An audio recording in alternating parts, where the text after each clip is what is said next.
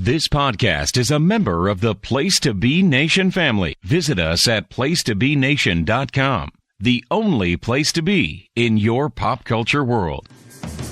Whenever there is candy around, I always make sure I have enough. I know that my friend comes to town and always I have to share the stuff.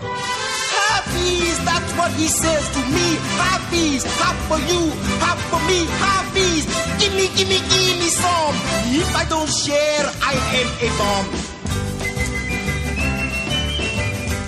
bomb. Welcome, everyone, to the most prestigious event of the year in any medium, in any form. That's right, folks. It's awards season here at Place to Be Nation Pop. We are your hosts. I am Greg Phillips. With me is Nick Duke. We are the Hard-Traveling Fanboys, and we are proud to present to you the 2018 Halfie Awards. That's right. Nick, how are you feeling on this, once again, the most prestigious event of the year? And prestigious as well. I'm on edge, Greg. The nerves are high.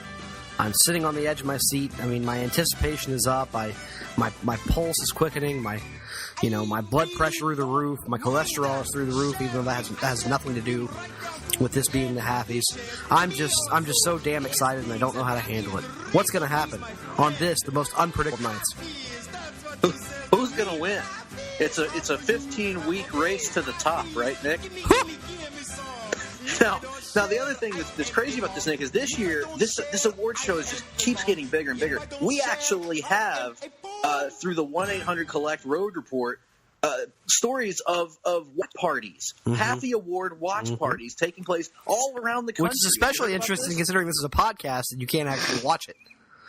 Exactly. It's amazing what's happening. I mean, I've heard about this taking place all over the country: Washington D.C., Maine, Bismarck, North, South Dakota.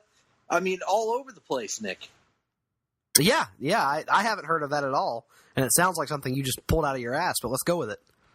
There's been a lot of weasel sightings all over the place, and with those weasel sightings, what better time to introduce our panel here at the Halfie Awards that will be unveiling the winners, that will be talking about the voting process. These are people who were in the voting room. Unlike other award shows, we don't just let the general public vote on these things. We have a very select committee of voters who put their knowledge of the past calendar year of comics to test, going back 1 year ago from the night of this recording.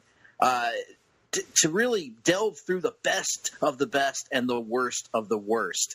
And for this panel tonight, we have none other than our good friend, the host of the Sellers Points podcast, Mr. Russell Sell. Russell, welcome. I trust you have your tuxedo on. I do. It is, looking pretty snazzy. I picked it up from the cleaners today. And much like Nick, I too am on the edge of toilet seat, waiting to unleash my dumpage of opinions and as meaningful as all that is onto the people. Well, hopefully the listenership won't flush this podcast before finishing all the awards, but they probably will. Russell, thank you so much for joining us tonight. Over on to the host of the Sunday Groove, or as Easy Like David Sunday. Easy Like David Sunday podcast, David Sunday. How are you, good sir? I'm good. Sorry, I forgot to unmute my mic, but I am wonderful. You mean that you were in another part of the studio that we're all in right now together live? Yes. Yes, but I was doing something, so yeah. Right. Yeah. Most important thing of all. You sure were. And also, it wouldn't be any kind of Place to Be Nation Pop panel if we didn't have our longtime, dear, close, personal, longtime friend, none other than the maker of the sausage, Tim Capel. Tim, how are you, sir? Thank you, Greg. I have a half chub for the Halfie Awards tonight. I hope that I did not open with that last year, but it was either that or an edging joke. So let's get the proceedings underway here. Why not? Absolutely. This is a show that's going to be so in-depth that it will leave all of you, the listeners, with rosebuds. Oh, God. And with that, let's get started with our very first category. Yes.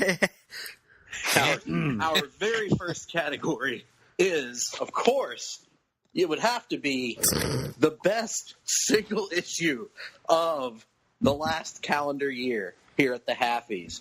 Now, as we're going to go throughout the show, this will be our format. We'll introduce the category, we'll go around the panel, and everyone will have their top choice or one of the candidates that they selected. Each person submitted their top 3 choices in a category, if they had that many. And they'll talk about one of their selections that were submitted in briefly, and then we'll unveil the ultimate winner. And so we're going to start on the best single issue with one of us. Nick, what was your selection for the best single issue of the half year / last half of last year?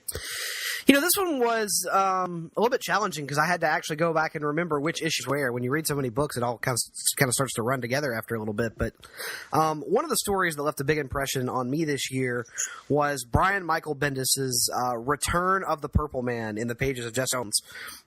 A story that I was very much against the idea of, honestly, because I thought the initial Purple Man story way back in Alias, years ago at this point, was so perfect. I didn't want him to risk tainting that story in any way. But then came Jessica Jones number 14, which completely sold me on the entire storyline, because this is a story or an issue that takes place almost entirely in a bunker where Jessica has retreated to with her young child Danielle, thinking that they are safe there, when all of a sudden her toddler begins speaking to her in full sentences and a very familiar cadence. And it is then that she realizes that her child is under the control of Kilgrave. And they proceed to have a very, in-depth, creepy discussion about the nature of Jessica and Kilgrave's relation, about what it is exactly that he wants from her, and the nature of her as a person. And it just, that issue in itself sold me on the entire Return of the Purple Man storyline, and it's still one of the most viscerally off-putting things I think I saw on a comic book this year. So I went Jessica Jones number 14 for my single issue of the year. Very good. And quite opposite from Nick, my selections in these comic book categories, sometimes I won't have anything to add, and sometimes I'll have a very brief thing to say, because I read as few comics as I have this last year. It's very easy to make selections. So for me, my choice for a single issue of the past calendar year was Doomsday Clock number 1.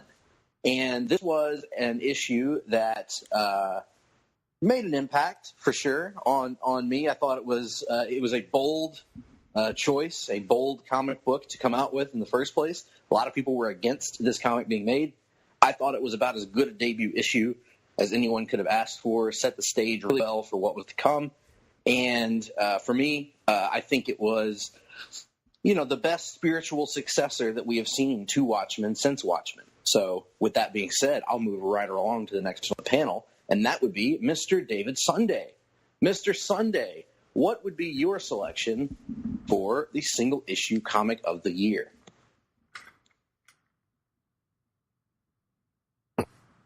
Sorry, we're just going with the first number 1 on it? Just whatever yeah, sure.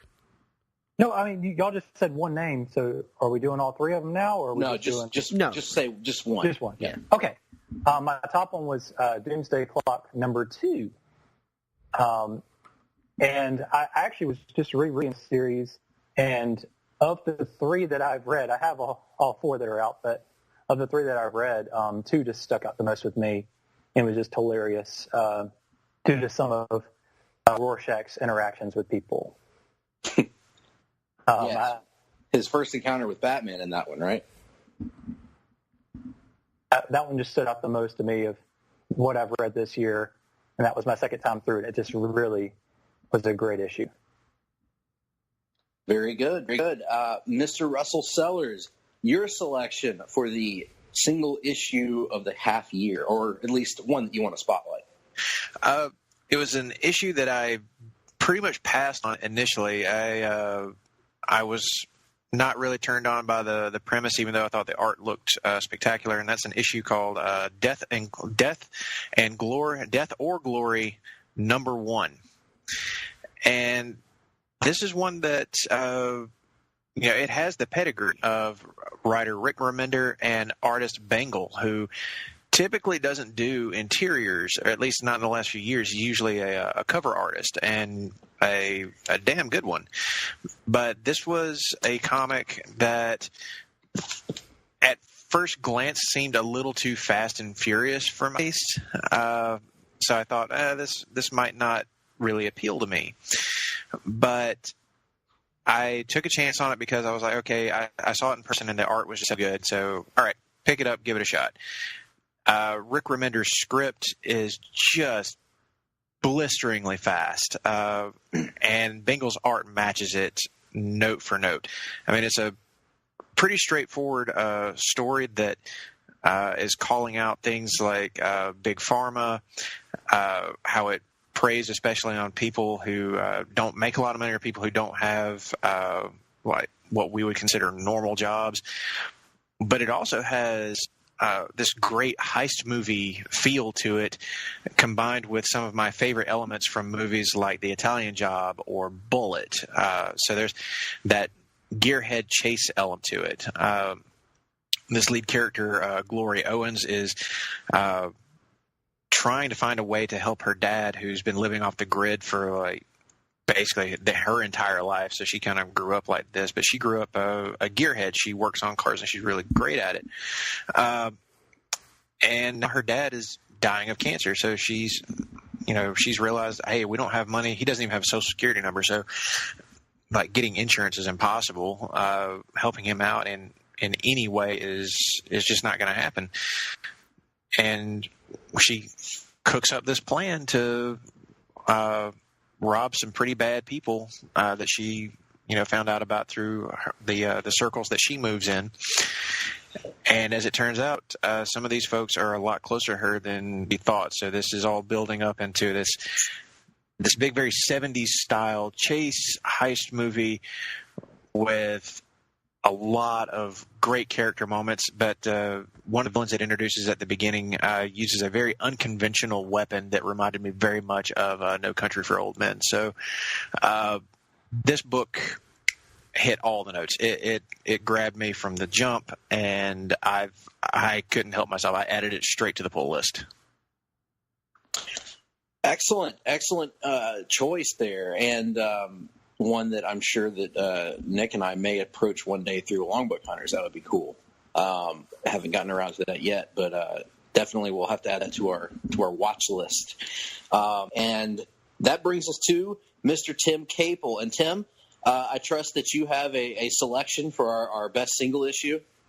Oh, yeah. I've got to give it to Journey into Mystery, number 83. A man after my own heart. Debut of a fantastic character find in Thor, the new hero. I was a little bit, underwhelmed at first by the whole hammer gimmick and, transformation thing. Seemed like a blatant ripoff of Captain Marvel. Of course, you've got these untested creators. I don't know what else, these guys, Stan Lee and Jack Kirby, have done. I mean, who did they ever beat? But, my God, right out of the gate, just action-packed, so much intrigue and soap opera as well. I really dropped trowel for that. And and beyond just this new superhero, Thor, who I expect very things to come in the year ahead. But I do hope that his alter ego, Dr. Donald Flake, can overcome his lameness and pursue a relationship with his subordinate, Jane Foster, in spite of his lameness. And in spite of him being her boss. It's a heavy burden to carry, but I'm really pulling for him, and I think he'll let off. So Journey into Mystery is definitely going to be one to watch. So I don't know how that missed you guys' list, but wow. I have to admit it was just an oversight on my part. I can't speak for anyone else on the panel, but I just looked right past it. But, I think the question here is, do you think that title is going to work, though, going forward? It feels like with a new bombastic character, you might want to have that character's name in the title of your book, right? Oh, I don't see why not. Journey into Mystery. This is the 83rd issue. I believe, if nothing else, it's proven to be a time-tested commodity that is going to continue to sell. I don't see the need to make any changes here. It's good point. 80 plus issues strong. Just don't mess with the formula. That's an excellent point, Tim, and it's certainly going to be a book to watch in future Halfie Award installments as well. With that being said, Nick, let's get a drum roll going, because I believe you have the envelope with the winner of the best single issue as voted on by our massive panel of judges, a few of whom are not actually here tonight to be present for this. But I'm going to give you a little. Yes, I have the envelope here from the accounting firm of Kahn, Brody, and Hanson, and they are handing me the envelope now. And here we go. The best single issue of the year goes to Action Comics 1000.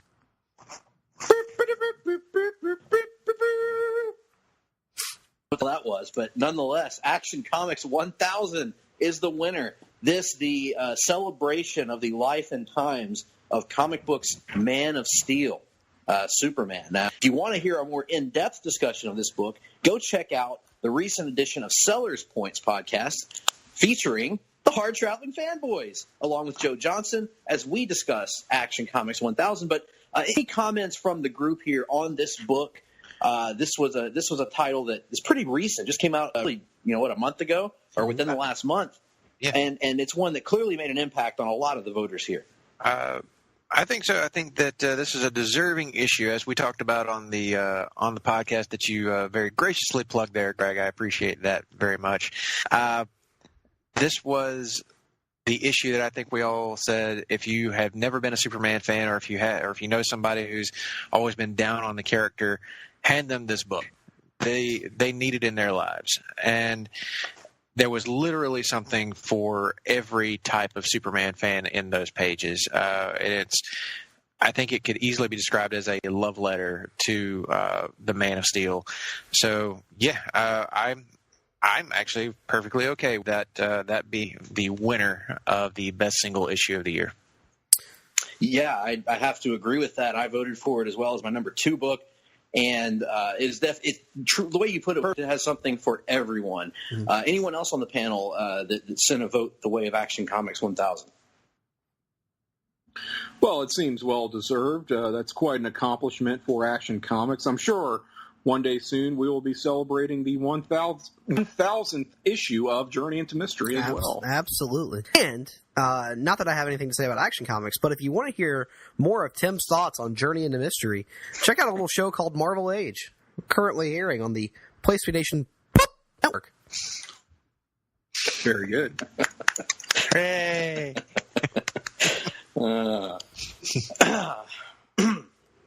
Let's try to get some decor going back on the panel here. Why? The Halfies are known for, debauchery and hilarity to an utmost degree. We don't have Todd's Birds and his guitar here with us this year, and that is a great loss in my opinion. Todd's Birds.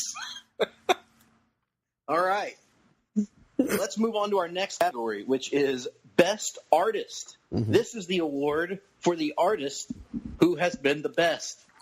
And the first person we're going to go to. The hell you say? Panel, the person we're going to go to start with on our panel is none other than Mr. Russ Sellers. Mr. Sellers, who is your selection for the artiste of the past calendar year? The artiste du jour, if you will, is a guy who I think is maybe the best superhero artist working today. A guy who just, I don't know how you really fully describe it. It's lifelike. It's just breathtakingly great every time he draws something, and that would be Mr. Gary Frank, who is the artist on Doomsday Clock, but has also been known for his Batman Earth 1 series also with Jeff Johns. Among other Superman titles, such as Superman Brainiac. What else has this guy drawn in recent years? Just any number of Superman titles, it seems, with Jeff Johns. He's done a lot of those. But his work on Doomsday Clock is among some of the best I think I've ever seen him draw. The hyper-realistic detail of his faces, of backgrounds, action scenes, unlike anything I've ever seen him draw. And, I mean, he's always been great at those quiet moments between characters, and that's usually what I think of whenever I think of Gary Frank art. But with Doomsday Clock, it feels like he's really stretching some new muscles. He is crafting some of the coolest action scenes that I've ever seen out of him. One in particular that jumps out at me was, I believe it's in Doomsday Clock number 2, when Marionette and Mime are in a flashback sequence robbing a bank. And they're taking out security guards. And just the way he draws Marionette flipping through the air and pulling off some just crazy acrobatic stunt work, it was like watching a movie. That's how it felt to me. So This guy is the best artist, maybe of all of the current comic book artists today. So Gary Frank, easy pick for me. Yeah, to piggyback off of that, he was also my selection. His work in Doomsday Clock has been phenomenal. He's been a lot of muscles, as you mentioned, and one of them being his Doomsday. What's that? His Doomsday. Oh, what's the word for it? Rooster. I believe Rooster. Yes, and he's been doing a great job. His Red Rooster. Exactly. Much like Terry Taylor, he has made an impact on a generation of young readers. But I will also throw a little love out to my second favorite artist of the last year, which is Stefan Sergejic, the artist of Aquaman. He was great and awesome and fun and good, and it is good. And so with that, hard-hitting analysis here on the 2018 Halfie Awards. That's what I'm here for. And so with I know someone who might be able to help us pronounce that artist's name. Wonder who that could be. Oh, Tim. Look at you, Tim. Someone who may have helped us in similar endeavors in the past. But he wouldn't. He can't. Are you referring to David Bixenspan? Well, let's not tell out a skew. Okay. Well, speaking of David's, let's go to David Sunday for... That's a great segue. His selection. And the Halfie Award for Segue of the Year goes to Greg saying, well, moving on. Yes. In every episode of the Hard-Traveling Fanboys. Yes. I'd like to thank my parents for giving birth to me. And as opposed also, to anyone else. As opposed to anyone else. And so, David Sunday, what is your selection for the Artiste of the Year?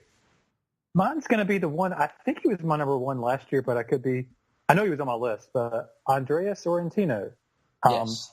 That was a very hard one for me to pick because I was, as I just mentioned earlier, rereading some of the Doomsday Clock. And, man, it was, well, it ended up being my number 2, Gary Frank did.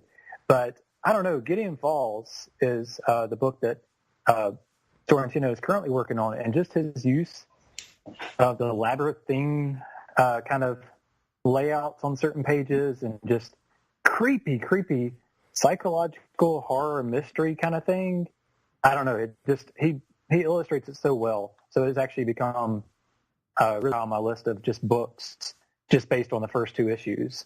And so I have to give out some love for him.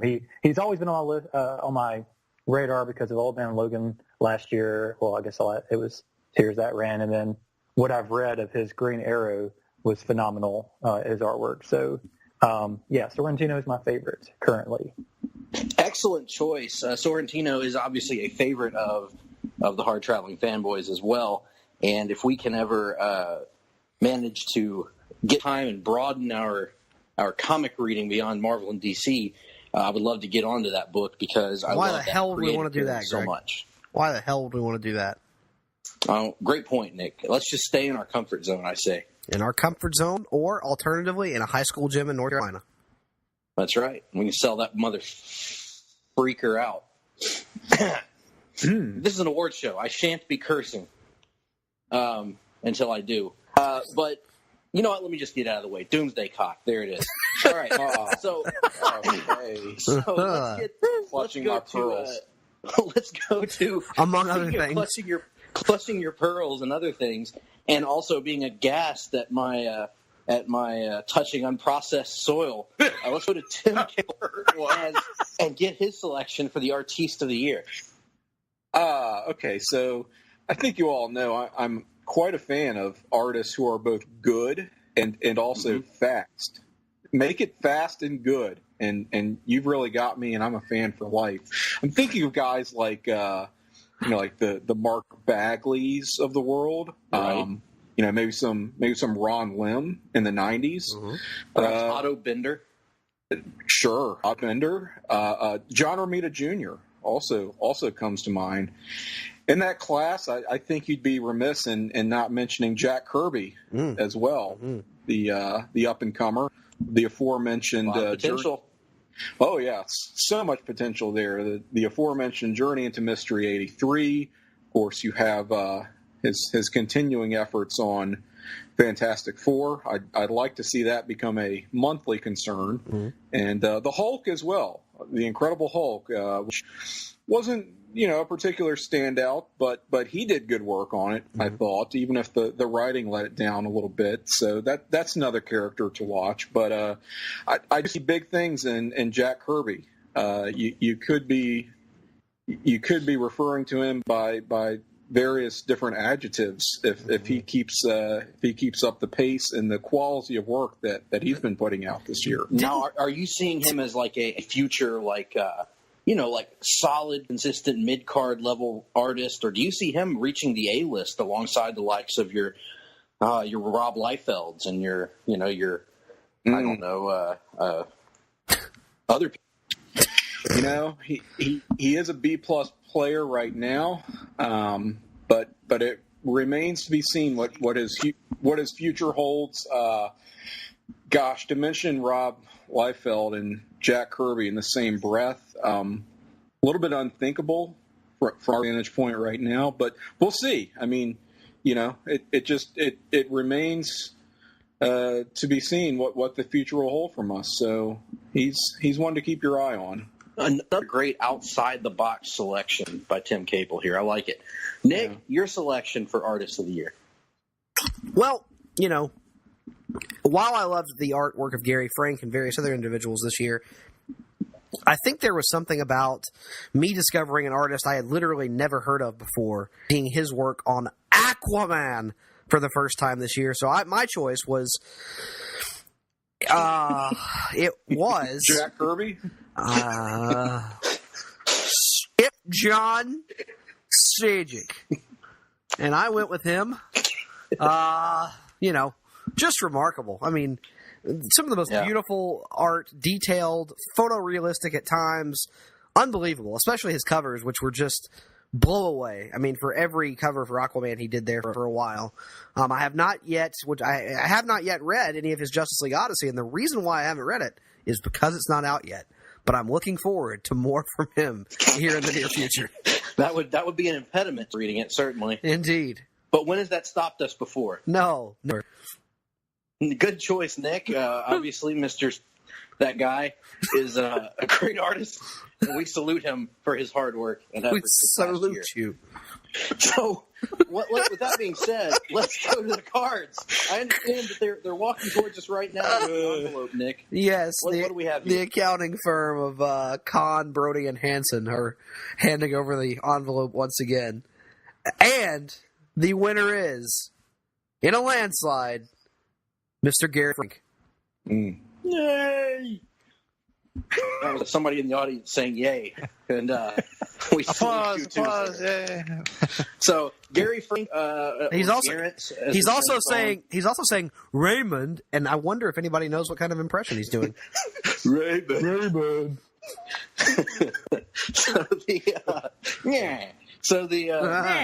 The winner, Gary Frank. Garen Frank, as some call him. Garen Frank. He's done a phenomenal job this past year. He's really put on a clinic, if you will, in drawing Rorschach and some of these classic Watchmen characters who were rendered so beautifully years ago by one Dave Gibbons. And now we're seeing the layouts, the panels, all that stuff. So well-deserving award from Gary Frank. I do find it odd that Jack Kirby somehow finished in second, Nick. Yeah, that was a little bit remarkable. He actually didn't even finish in second. He finished a third in the voting behind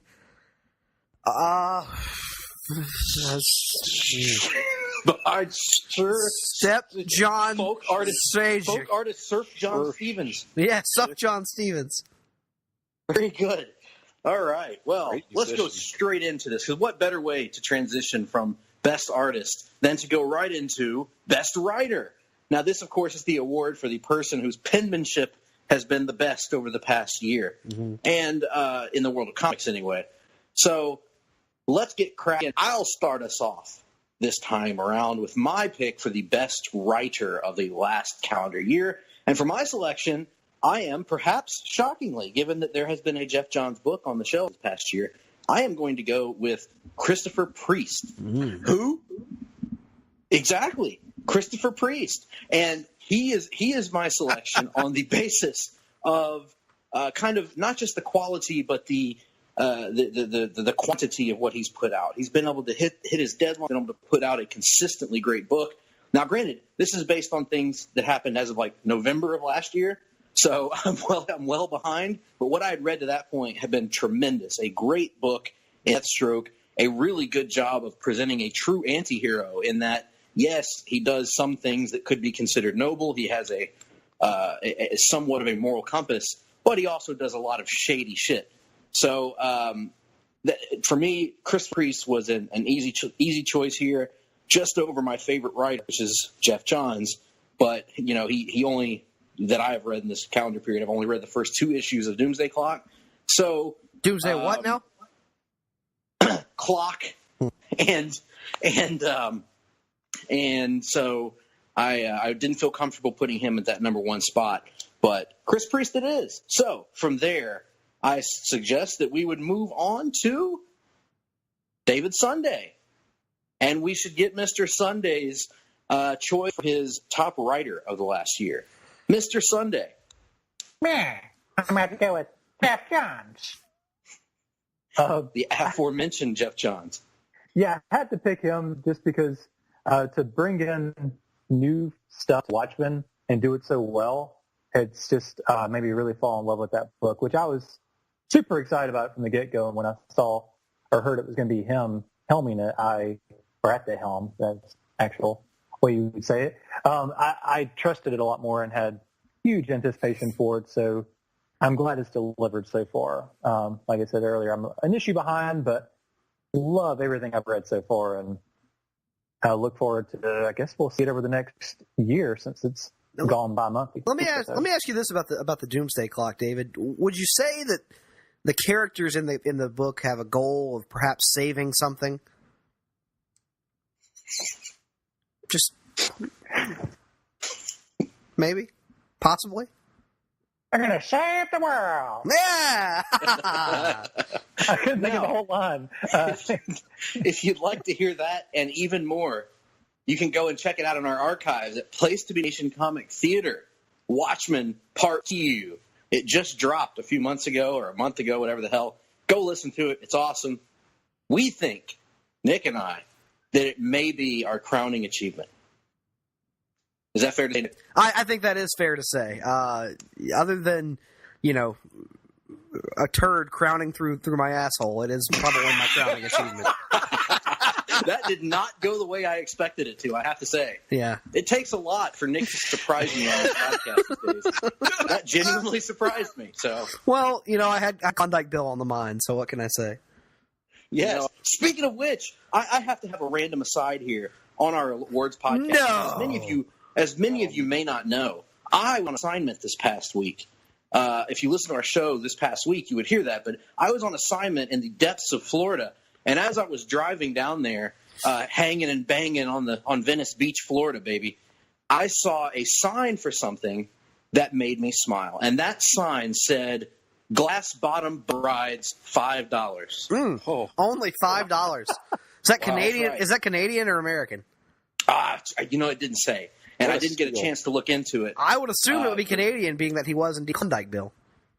We'll it's true, but the Klondike was in Alaska, right? Yeah, but nobody cares about that. Cold weather automatically means Canada. Good point. We know because we do our show every week from Ho Ho Loon Plaza, which is, of course, in Vancouver, British Columbia, Canada. Mm-hmm.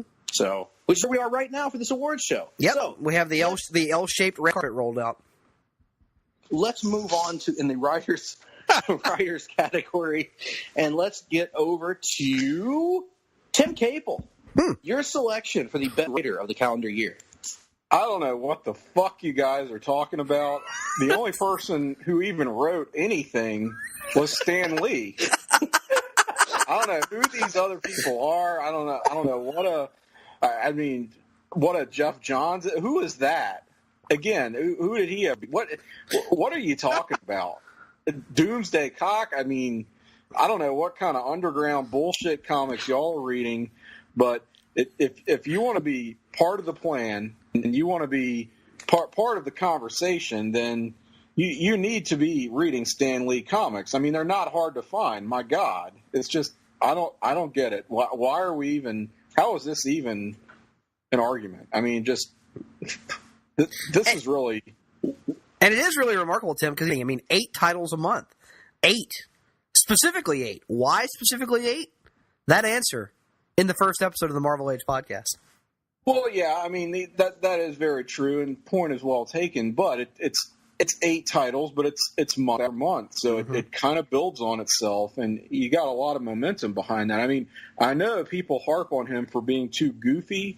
I would agree with a particular assessment that if anything, he is too dramatic. Wow. Compare his work to anything else going today. You know, the Joe Simons of the world.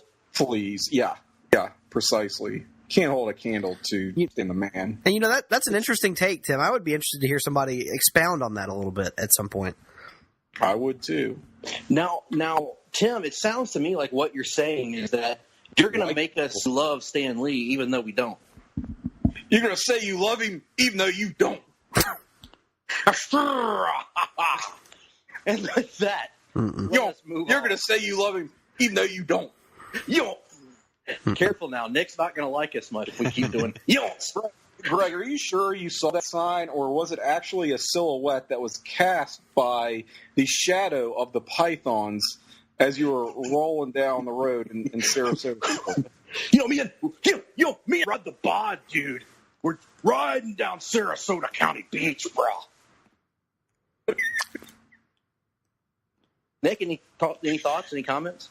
About what? Writer of the Year, your thoughts. Oh, Writer of the Year. Yes, I have thoughts about the Writer of the Year. My thought that my Writer of the Year was Tom King. Tom King. Yes, he wrote this little book. I know Stan wrote a lot of books this year, no doubt, Tim, but there was this other little title called by the name of Batman that Tom King was writing.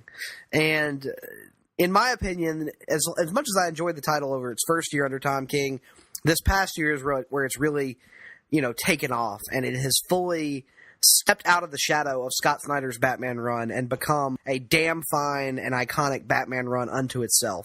Once the book became refocused on the Bruce and Selina relationship, and that has been the driving theme of the book over the last calendar year, it has really become my most anticipated book pretty much every time it's on the shelves. It goes straight to the top of my pull list pretty much every time, and there have been very few issues over the last year where I've walked away disappointed. So for his work on Batman, Tom King gets the nod from me. Let's move over to Russell Sellers. How do I follow that? Oh, that's right. Best writer for me, easy pick, Ed Brubaker.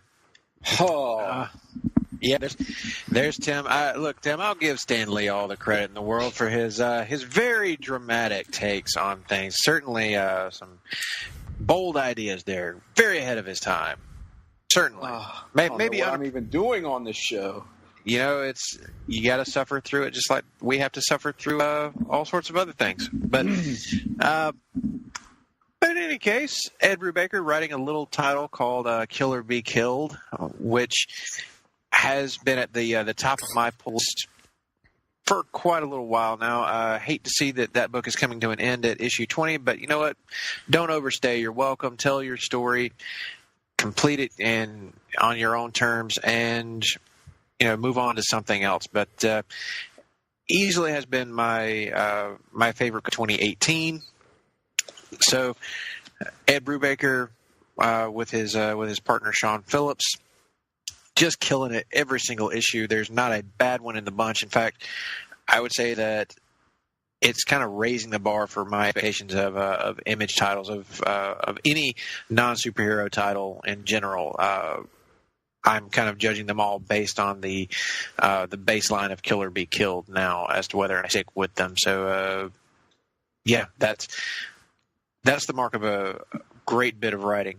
So Ed Brubaker, best guy writing in the business today for my money. Hey, for more opinions exactly like that one, you can listen to last week's Hard-Traveling Fanboys, where we count our top 5 favorite active comic book writers not named Jeff Johns. And you may find someone on that show whose opinion matches Russell's. Son of a bitch. Very good stuff, Sellers. Very good stuff there. And with that being said, it looks like we are ready for our final announcement here of who wins the category. Nick, is the firm approaching? The firm is approaching. The envelope is in hand. We're opening up here. Oh, I thought this might happen.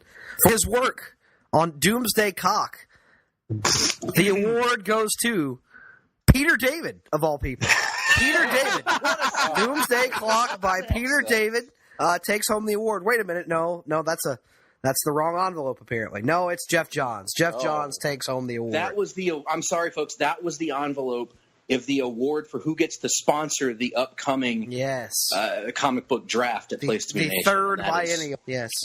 Yes. We apologize for that. But Jeffrey Johns wins it. So good work, Mr. Johns. We love you. Go back and listen to literally any of our podcasts, and you can hear that. So we'll move on.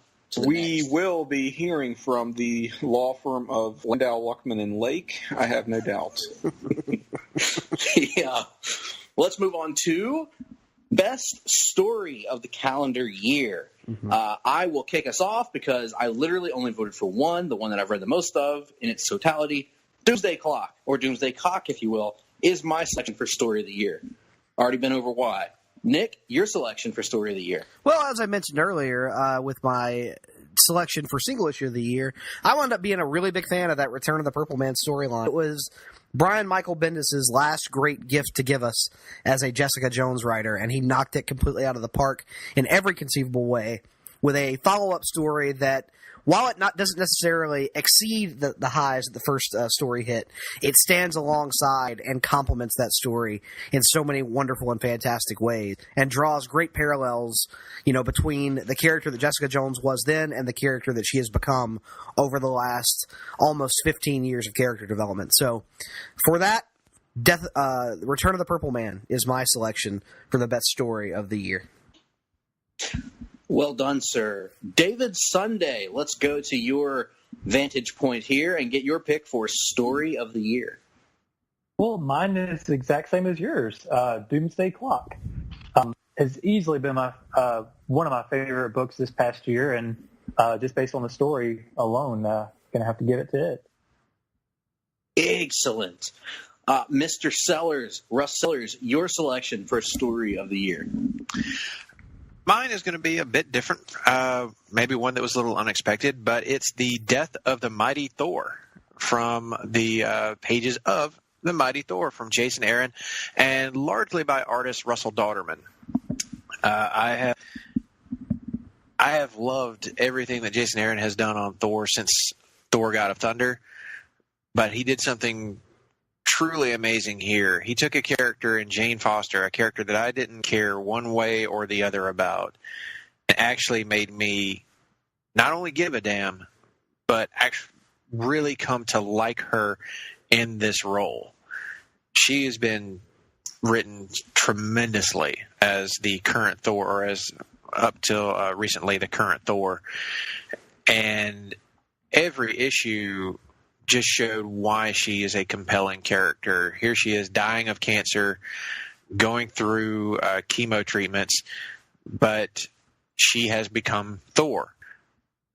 And every time she uses the hammer, it erases all of the chemotherapy from her body. So she's right back to square one. It's like nothing she's doing is helping. She refuses magical treatment because she wants to beat this disease on her own terms, if she's going to beat it at all. But the dilemma becomes that she is slowly killing herself every time she becomes Thor.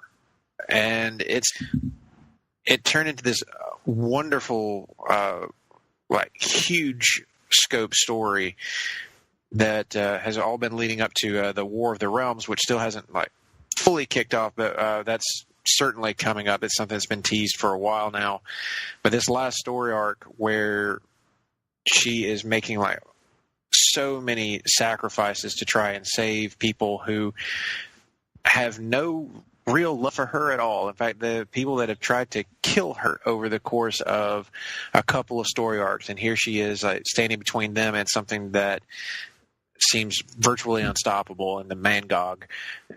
It was drawn beautifully. It was written in one of the most heartbreaking ways. Absolutely loved the last two issues of it, more so than I even thought that I could. So this is one that really hit home for me. So yeah, Death of the Mighty Thor, best story arc of 2018. And with that, we bring ourselves to the final award here, as the law firm of Kahn, Brody, and Hanson approaches. Nick, do you have the winner? I do have the winner, and here it is. Oh, man, what a tight race this was. Barely edging out. Wait, before we get there, I just realized I forgot to solicit Mr. Capel's pick for story of the year. And what a great transition for me saying barely edging out and moving to Capel. I love it. Yes. Okay. Very nice callback there. I like the continuity. My pick for story of the year, I feel like it's going to get shut out. I just have a feeling based on the temperature of the room here, but it's clearly the finest installment of the great anthology title by Stan Lee and Steve Ditko from Amazing Fantasy number 15. I have to give it to the Bell Ringer. If you haven't read it, be sure to track it down. Available on Marvel Unlimited. Be doing yourself a disservice sitting this one out, and you've just got to get on board with this. Great art, great writing, so dramatic. Enough said. Let's see who our winner ultimately is. All right, Nick, you have the winning vote receiver here. Yes, I do. A very tight race here, but in the end, by the slimmest of margins, the victory goes to The Death of the Mighty Thor from Jason Aaron and Russell Dauterman in the pages of The Mighty Thor.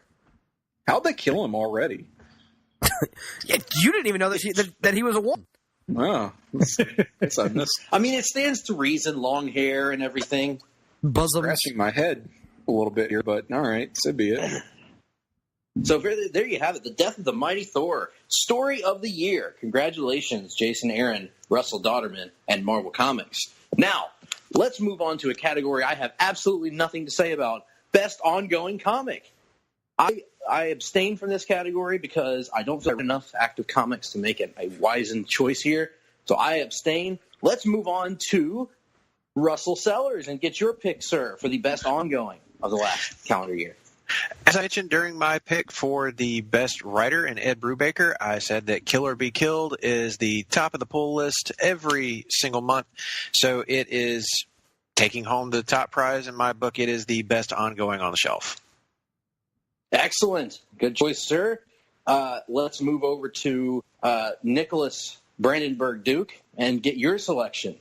Once again, I have to go to Brian Michael Bendis and his contributions on Jessica Jones, which hit unbelievable highs over the last year and over his final story with the character. Just a phenomenal effort from him and something that will always hold a special place in my heart this last year of Jessica Jones. So I went Jessica Jones as my best ongoing of the year. Very, very good. And let us go to David Sunday and get your selection for the ongoing comic of the year. This was probably the easiest category. It was the first thing I answered when I was filling out my ballot. It had to be Kill or Be Killed. That I mirror what Russell said with that book. It is actually, I literally get home from the comic shop and I read that immediately, and that never happens. Like, I typically put them aside. I'm excited to get them. I'll look at the covers and I'm like, oh, that's great. But Kill or Be Killed, I can't wait to read every time. And very sad it's about to end, but we'll definitely be following Ed Brubaker on whatever he does next, because he's made a lifelong fan of me, or gotten a lifelong fan. Yeah, whatever. And so, yeah, Kill or Be Killed. It's an amazing book. Explores some really cool themes and really kind of has you second guessing what the hell's going on quite often. And I don't know, it's a can't miss book. Very good. 2 votes now for Kill or Killed. Now let's go to Tim, and I have a suspicion. I know where you might be leaning on this, but I'm interested to hear your pick here. Well, I'm leaning pretty hard on what will probably be the unconventional choice. Folks may be a little bit unsure what to make of this new series, but Fantastic Four. Yeah, it's rewriting what it means to be a superhero team comic, if you will, in the year 2018. Is it a horror series? Does it belong more in an anthology title? No. It is I will grant you, bi-monthly series. I think it needs to be monthly, because I have found that this book is improving by leaps and bounds, exponentially, issue to issue. Got off to a rocky start, admittedly, but I think they've really hit their stride. The meta element of one of their villains wanting to promote them in a feature-length film that goes quite wildly off the rails.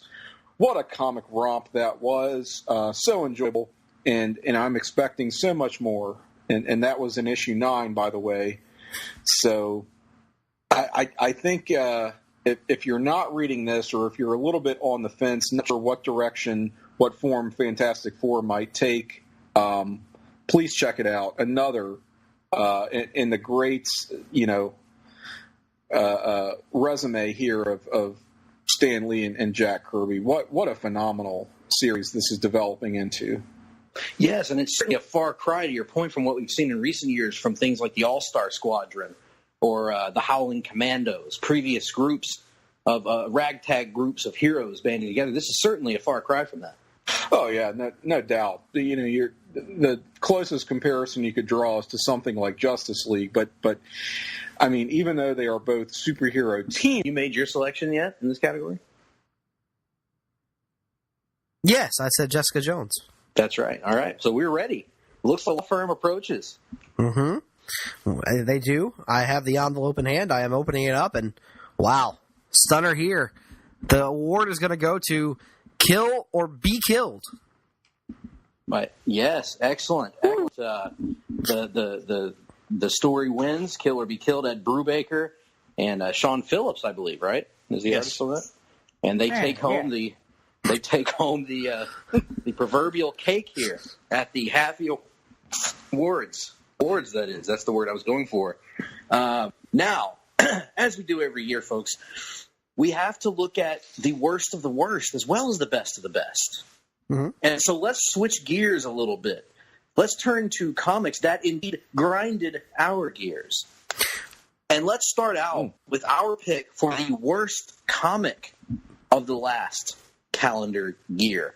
Now, again, this is a category I abstained from because I don't really remember reading a bad comic in the last year because I haven't read many. And I've done a pretty good job of culling my list down to only comics that I enjoy. But let's go to my cohort, Mr. Duke, and get your selection for the worst comic of the calendar year. I also did not submit one. The only book I considered would have been a strictly as a troll vote, but then Todd wound up not being on the podcast, so I cast no vote. I cast no vote for DC Metal, and I just let it go. All right. Well, let's move on and let's go to Tim. I'm interested to hear Tim's selection. For the record, it sucked. Oh, all right. Well, let's cut on over to Tim Capel and get your pick for the worst comic. It wasn't the worst thing in the world, but I would say what left me slightly underwhelmed was Tales to Astonish number 35.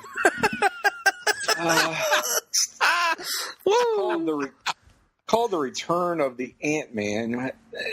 We haven't actually met Ant-Man before this. We did meet his alter ego, Hank Pym, in a previous installment of this series, but now he's being kind of reconceived, I guess, as a hero that, that genre seems to be coming back into style, I suppose.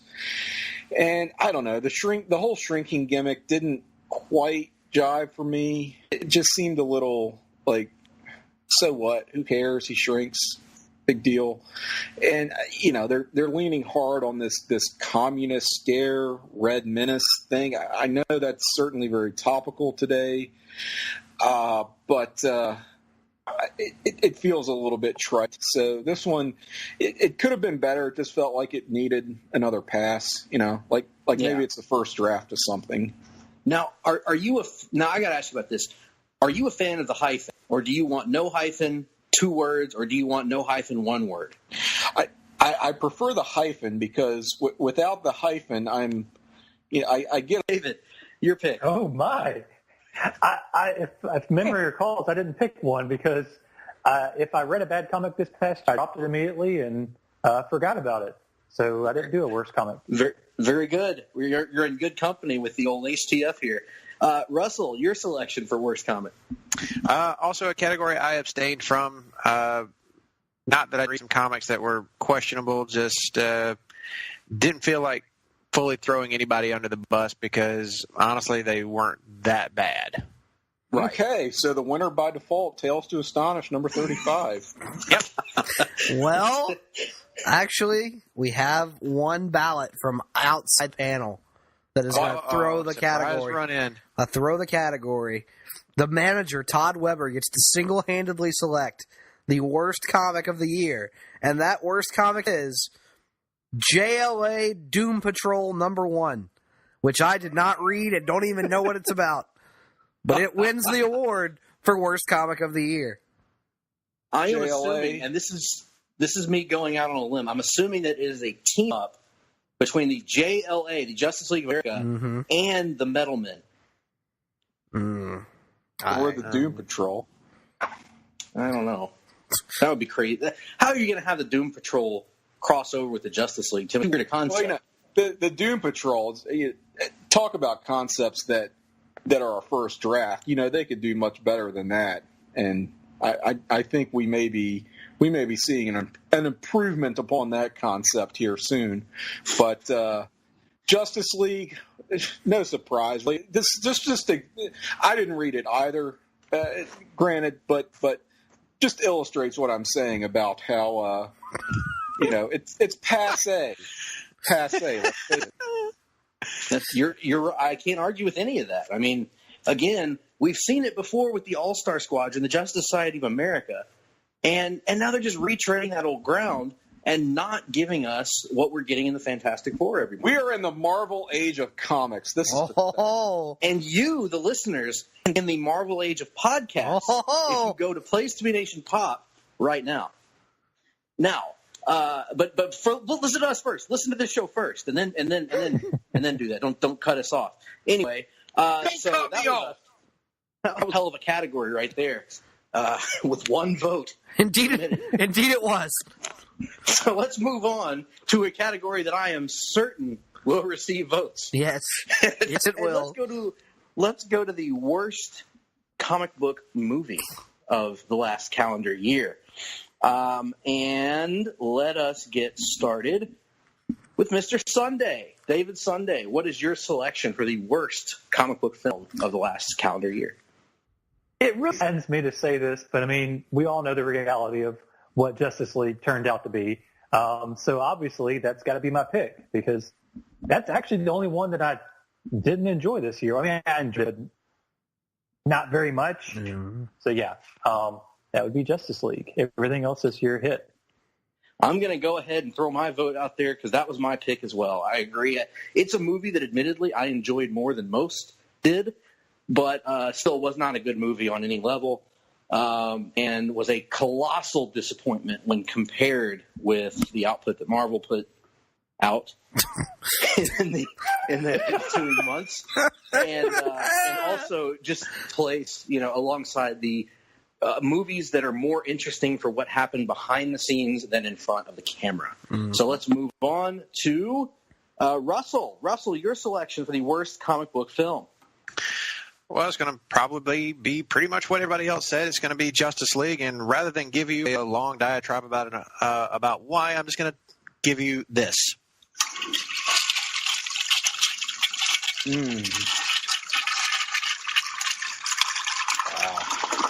Well, that's a lengthy flushing process. Russell considers it a toilet flush, and I have to say, Greg, I have to say, for my money, it was just a dumpster fire. I mean, it was awful. A dumpster fire, you say? It was a dumpster fire. Fuck Justice League. It's too bad that you can't express that in GIF form. If only I could. In image form. I'm trying to channel some nerd rage right now, but somehow I just can't for Justice League. Fuck it. Yeah, it doesn't really deserve rage. It just deserves to be forgotten, and that is exactly what it will be.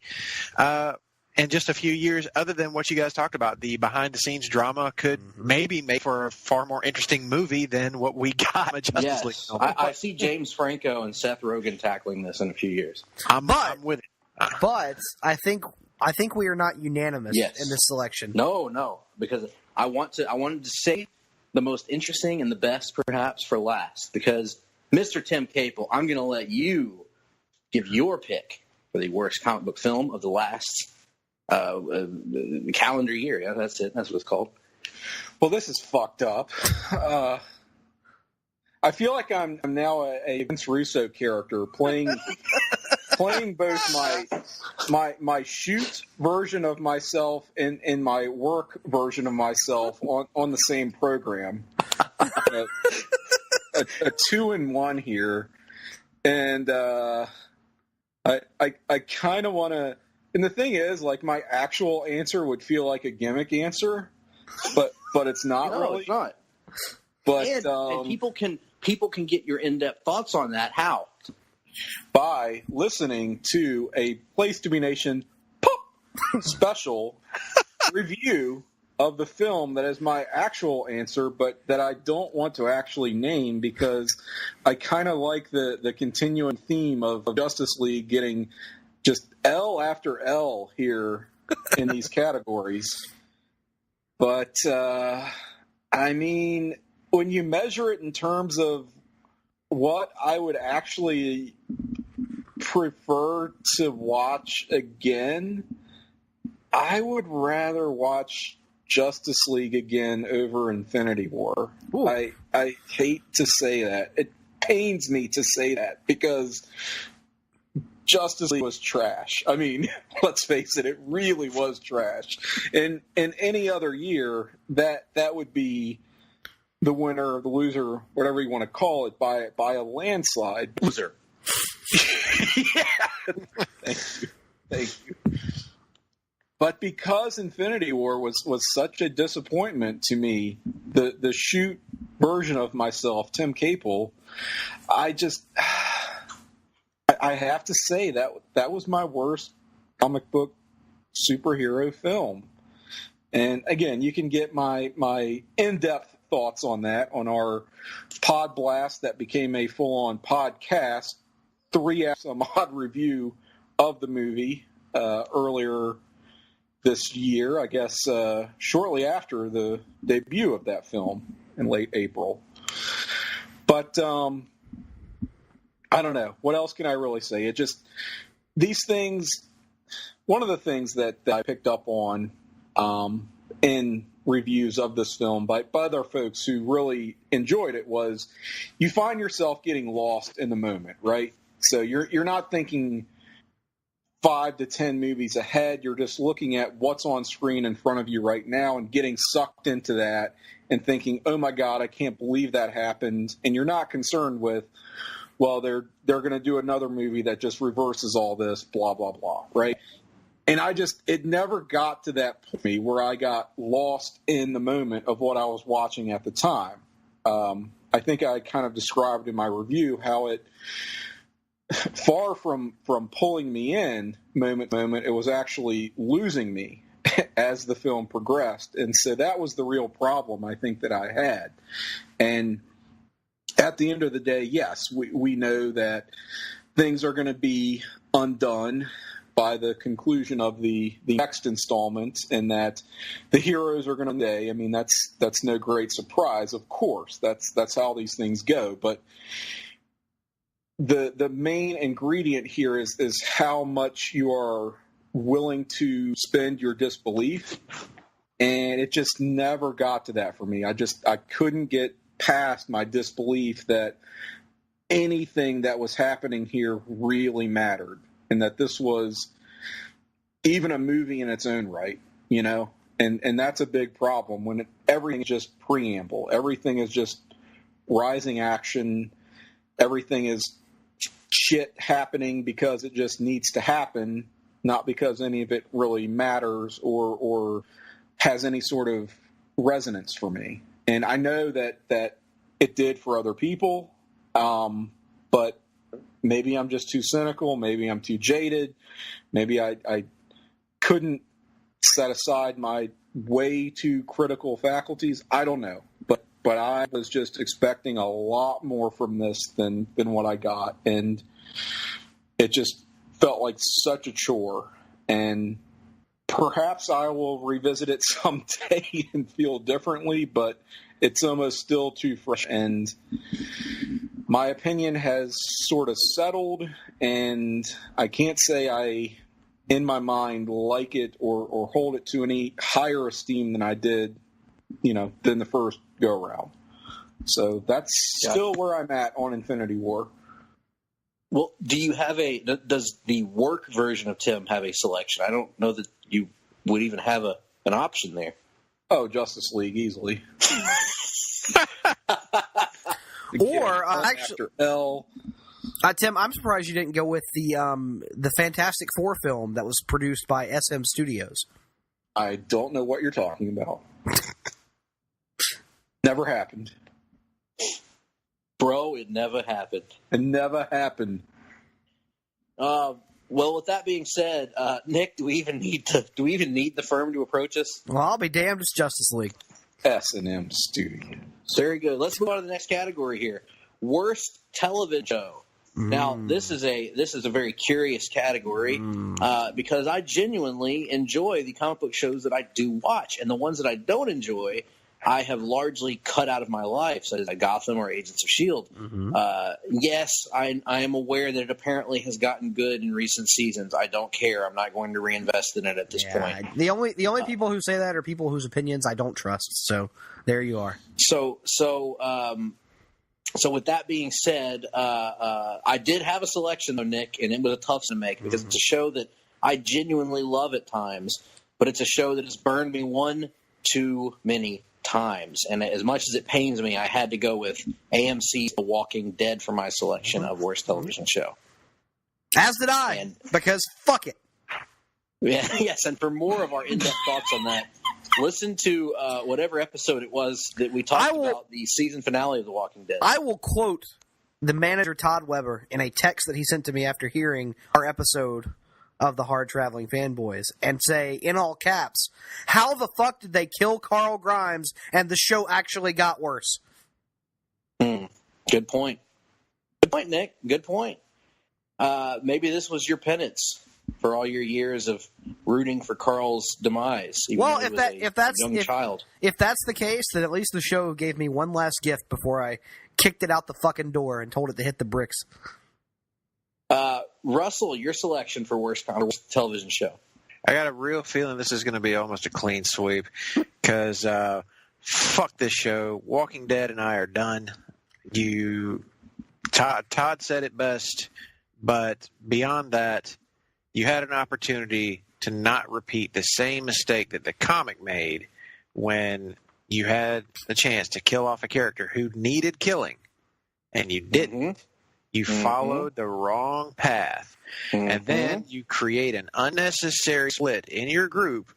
And when you look at who's on those teams, it makes no fucking sense. Exactly. You spend 2.5 seasons with one character telling us how killing is wrong. There's another way. And while I don't necessarily disagree with the sentiment, then you're going to put him on the team of people who want to do what? Kill someone and kill members potentially of the other. I think what we're saying to the audience here, Russell, and I think something they'll appreciate hearing on these airwaves is fuck Jesus. Yep. Fuck him and his stupid long hair. Yeah. Get a haircut, you fucking hippie. Get off my TV screen. I'm done with you. I'm done with this whole exercise in futility. Walking Dead, but you have fully jumped the shark. I didn't think it was possible to get worse than Glenn under a dumpster. You proved me wrong, and I am now fucking done. But Russell, what about the plan? Rick and his plan can go jump in that dumpster and set it on fire. Excellent. Tim, your selection for worst comic television show. I think that I have a tendency to bail on things sooner than the rest of you guys's. And I would say, for my money, The Walking Dead has been the worst comic book television adaptation for about the past 3 to 4 years. Well, I take that back. Excepting last year when it had Iron Fist as competition. But this show is just garbage shit crap. This is, you know what? Isn't it telling? Isn't it telling that their best episodes occur when they deviate from the comic? Yes. This is kind of the comic fucking sucks. Sorry. Okay, well, took the words out of my mouth.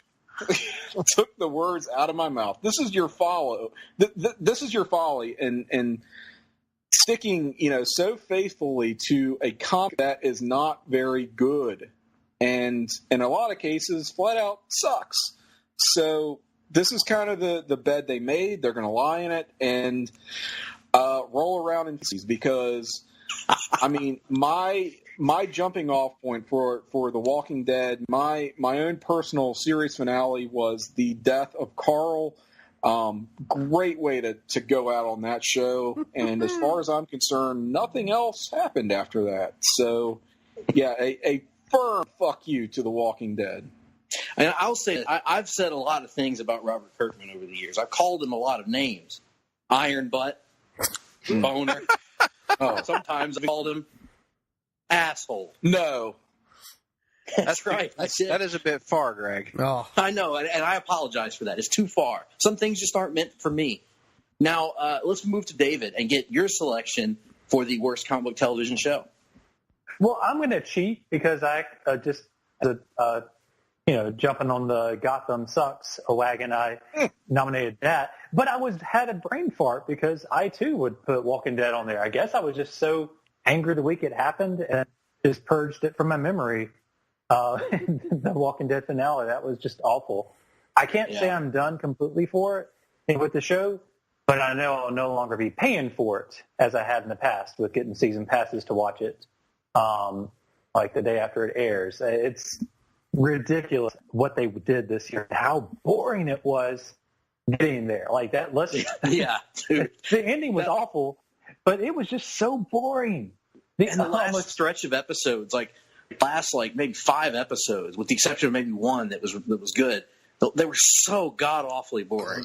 Just a horribly boring stretch of episodes. But no, they weren't boring. How could they be boring, Greg? They were all out war. Yes, that's a new version of all out war where everybody sits around and does nothing. Yes.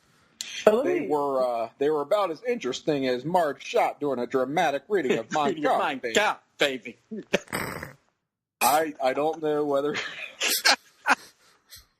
that was either Dennis Miller or Sexton. Woo! Can it be both? Could be both. Can now.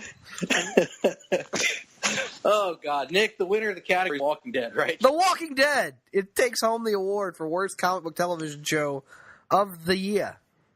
And it can mail the Hard-Traveling Fanboys to pick up its no prize, which it should be used to picking up those by now. We got one more surprise cat, dudes. What? We do. We have a surprise category that's not. This is not on the format sheet. You guys didn't even know about this. Uh-oh. It's because over the last year we have seen an explosion in Place to Be Nation and the offerings across the network, and we thought it would be appropriate to send a little love our way to our favorite new Place to Be Nation podcast, and the Halfie goes to Tim Capel and Jennifer Smith with Talkin' Pop. What? Yes, that is correct. The votes are in. You can't argue with the votes. I mean, the votes are in. Talkin' Pop, the hottest and freshest of the new podcasts at Place to Be Nation, according to the kids on the street. Mm-hmm. And so here to accept the award is Tim Capel, one half of Talkin' Pop. Mm-hmm. We'll call him Pop. Tim, how does it feel to win this award? How does it feel to have a Halfie in your hands? Well, I can't say it's the first time I've had it. Okay, that's inappropriate. That is inappropriate. I feel like Jenny should be accepting this award because I think of Talkin' Pop as Jenny's show, and I'm just kind of along for the ride. It was very much her idea. She asked me if I wanted to do a podcast with her. I said, sure, sounds like fun, without having any idea what she really had in mind. But it's been so much fun. I love doing that show. We have a handful of episodes under our belt, let's face it. It's not like we have some tremendous pedigree here yet, but maybe we will in the future, and we're going to keep doing it and keep having fun.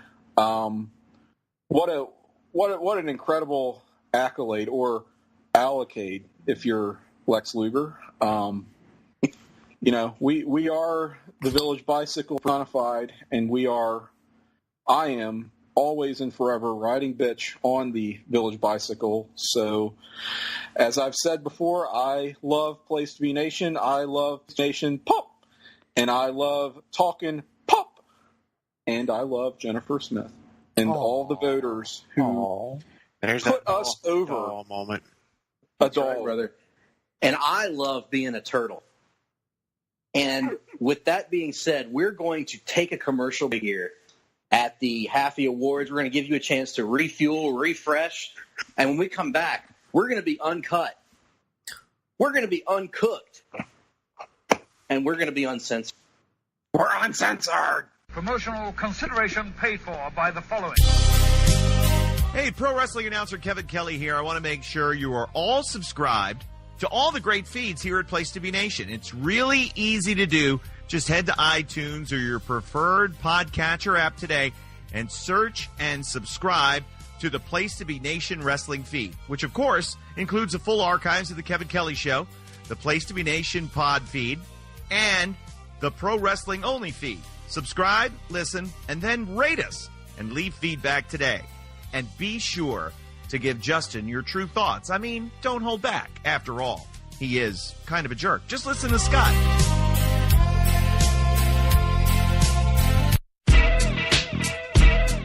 Place to Be Nation's JT Rosero and Chad Campbell here. We want to let you know that we have a ton of great podcasts available to you on iTunes, Stitcher, Google Play, and PlaceToBeNation.com. We offer them to you on two great feeds. On the Place to Be Nation wrestling feed, we bring you the Mothership, the Place to Be podcast, along with Main Event, Survey Says, the Monday Night Wars, and our monthly pay-per-view reaction show, as well as Jeff Learns Wrestling. In addition to these full-length shows, we also deliver special network podcasts and pod blasts on topics old and new. Over on the Pro Wrestling Only feed, we dive deep inside the wrestling business with a stacked army of experts leading the way. The feed features potpourri shows such as This Week in Wrestling, Greetings from Allentown, Match of the Week podcast, and the Military Industrial Suplex. We also have shows that focus intently on certain topics like Through the Years, Worldcast, Strong Style History, Strong Style Story, and Mount Olympus. Plus, the feed has the full archives of legendary shows like Titans of Wrestling, Where the Big Boys Play, Letters from Center Stage, and Letters from Kayfabe, plus much more. And on our very popular Place to Be Nation Pop podcast feed, we offer such great shows as Talkin' Pop, the Glenn Butler Podcast Hour Spectacular, NBA Team, PTBN Play, Sunday Groove, Breaking Balls, and Lucha Undead. As well as a veritable podcast heaven for comics fans. With the Hard-Traveling Fanboys, Sellers Points, Todd Weber's Conversations, Geek and Sassy, and Marvel Age podcasts. You can find all of these current shows, plus archives of our past podcasts, including The Kevin Kelly Show, as well by subscribing to both feeds on iTunes. And while there, be sure to rate and leave feedback today. All these shows, plus others, available at PlayStation.com, where we cover pro wrestling, sports, movies, comics, plus in-depth stretch projects, and more. Be sure to support our site by using PlayStation.com/Amazon when doing your online shopping, and download our free PTB Vintage Vault Refresh ebooks via the links on our site. We also want to thank our friends at Boneheads Wing Bar in West Warwick, Rhode Island, and Fall River, Massachusetts, and historyofwrestling.com. Be sure to follow us on Facebook, Twitter, Instagram, and Tumblr as well. PlayStation.com, the only place to be in your pop culture world.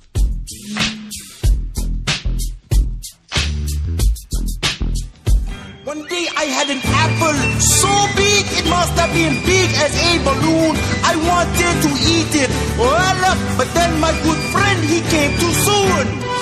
Halfies, that's what he said to me.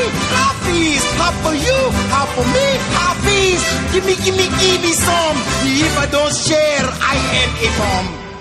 Welcome back to the most star-studded event of the year, the Halfie Awards for 2018 here at Place to Be Nation Pop, or Pup, or Pup, or Pop, whatever you would like to say. And I'm here again with our all-star panel. Hey, and, Greg. You know what my favorite? You know what my favorite Dr. Seuss book is? What is it? Hop on.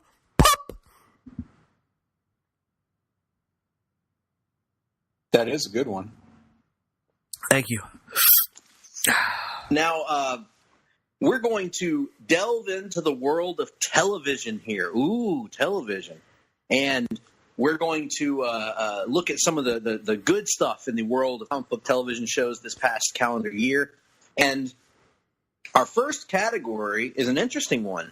Best performance in a TV show. This is going to the actor or actress who has impressed us the most with his or her performances on a comic book television show. And to get us started in this category, we are going to go to the host of the Sunday Groove, Mr. David Sunday. Easy like David Sunday. Thank you. I'm glad to be back. Sorry, I didn't do that at the show. I had to bring my ridiculous Sunday Groove voice to it. So best performance. It kind of sounds like Little Sweet. You know, the character that Justin Guarini portrays in the Dr. Pepper commercials nowadays. That's sort of what that reminds me of. Sweet. Yes, go into falsetto and you really got it. Anyway. I'm going to do that soon. I need to dive into that character. You really should. Explore that character more. But my favorite performance this past year was Jon Bernthal in The Punisher. Like, I loved this actor for a while. Like, I enjoyed him on Walking Dead. Even though he was an unlikable character, he did a great job doing it. And I've enjoyed him in a lot of things. And Daredevil season 2, when he appeared, he started to blow me away. But The Punisher, I don't know, he channeled the sadness, I guess PTSD he had, and just other things so well. But then he was just a complete badass. So I have to give a lot to that actor and that character. And so I can't think of a better way to say it than just Jon Bernthal. Very good. Excellent selection. Russell Sellers, your pick in the actor or performance category. I'm going to go with Brandon Routh as Ray Palmer on Legends of Tomorrow. He's always been good on the show, but this season his game elevated to heights I didn't know he was even really capable of. I'm going to talk a little bit more in depth about that a little bit later, but he makes me feel things that I didn't expect to in this type of show, because it's a whole yeah. At least someone knew what I was doing. But in any case, his performance is just top-notch stuff. He's funny. He can really get across a great level of sadness. He can break your heart and make you laugh all within like the span of just 5 or 6 minutes. And his chemistry with Neil McDonough's Damien Dark is just some of the best stuff on TV right now. If you didn't see the season, it's on Netflix right now. Go watch it and get ready for Brandon Routh to steal the show. Oh, he's great. I love that pick, Russell. He and the thing that made it great was he managed to balance that humor with the tender moments and do it with a lot of subtlety. It never came off as forced or ham-handed the way that he had to deliver some of these tragic or character-defining moments. He did it with a word that we use sometimes when describing, ironically enough, Superman, and earnestness. Earnestness, but I would also say nuance. Nuance. There are so many times on Legends of Tomorrow where things go really over the top, and I think the finale really illustrates that. But in a fun way, of course. But the point being, he found a way to add that subtlety into the performance and into a show that is oftentimes anything but. So, Brandon Routh, killer performance all season long, and a guy who has more than earned my respect and admiration as an actor. Absolutely. Tim, your selection for best performance in a comic book television show. I gave it up to Carrie Ann Moss for the second season of Jessica Jones on Netflix. I think it could be subtitled Don't Fuck with Jerry Hogarth. Without getting into spoiler territory, it's a little bit difficult to talk about her arc in the second season of Jessica Jones. But let's just say she has kind of a B plot that, these things can be somewhat hit or miss, a little bit disconnected from the larger narrative taking place within season 2 of Jessica Jones. But, her performance and for the story that she's given really knocks it out of the park.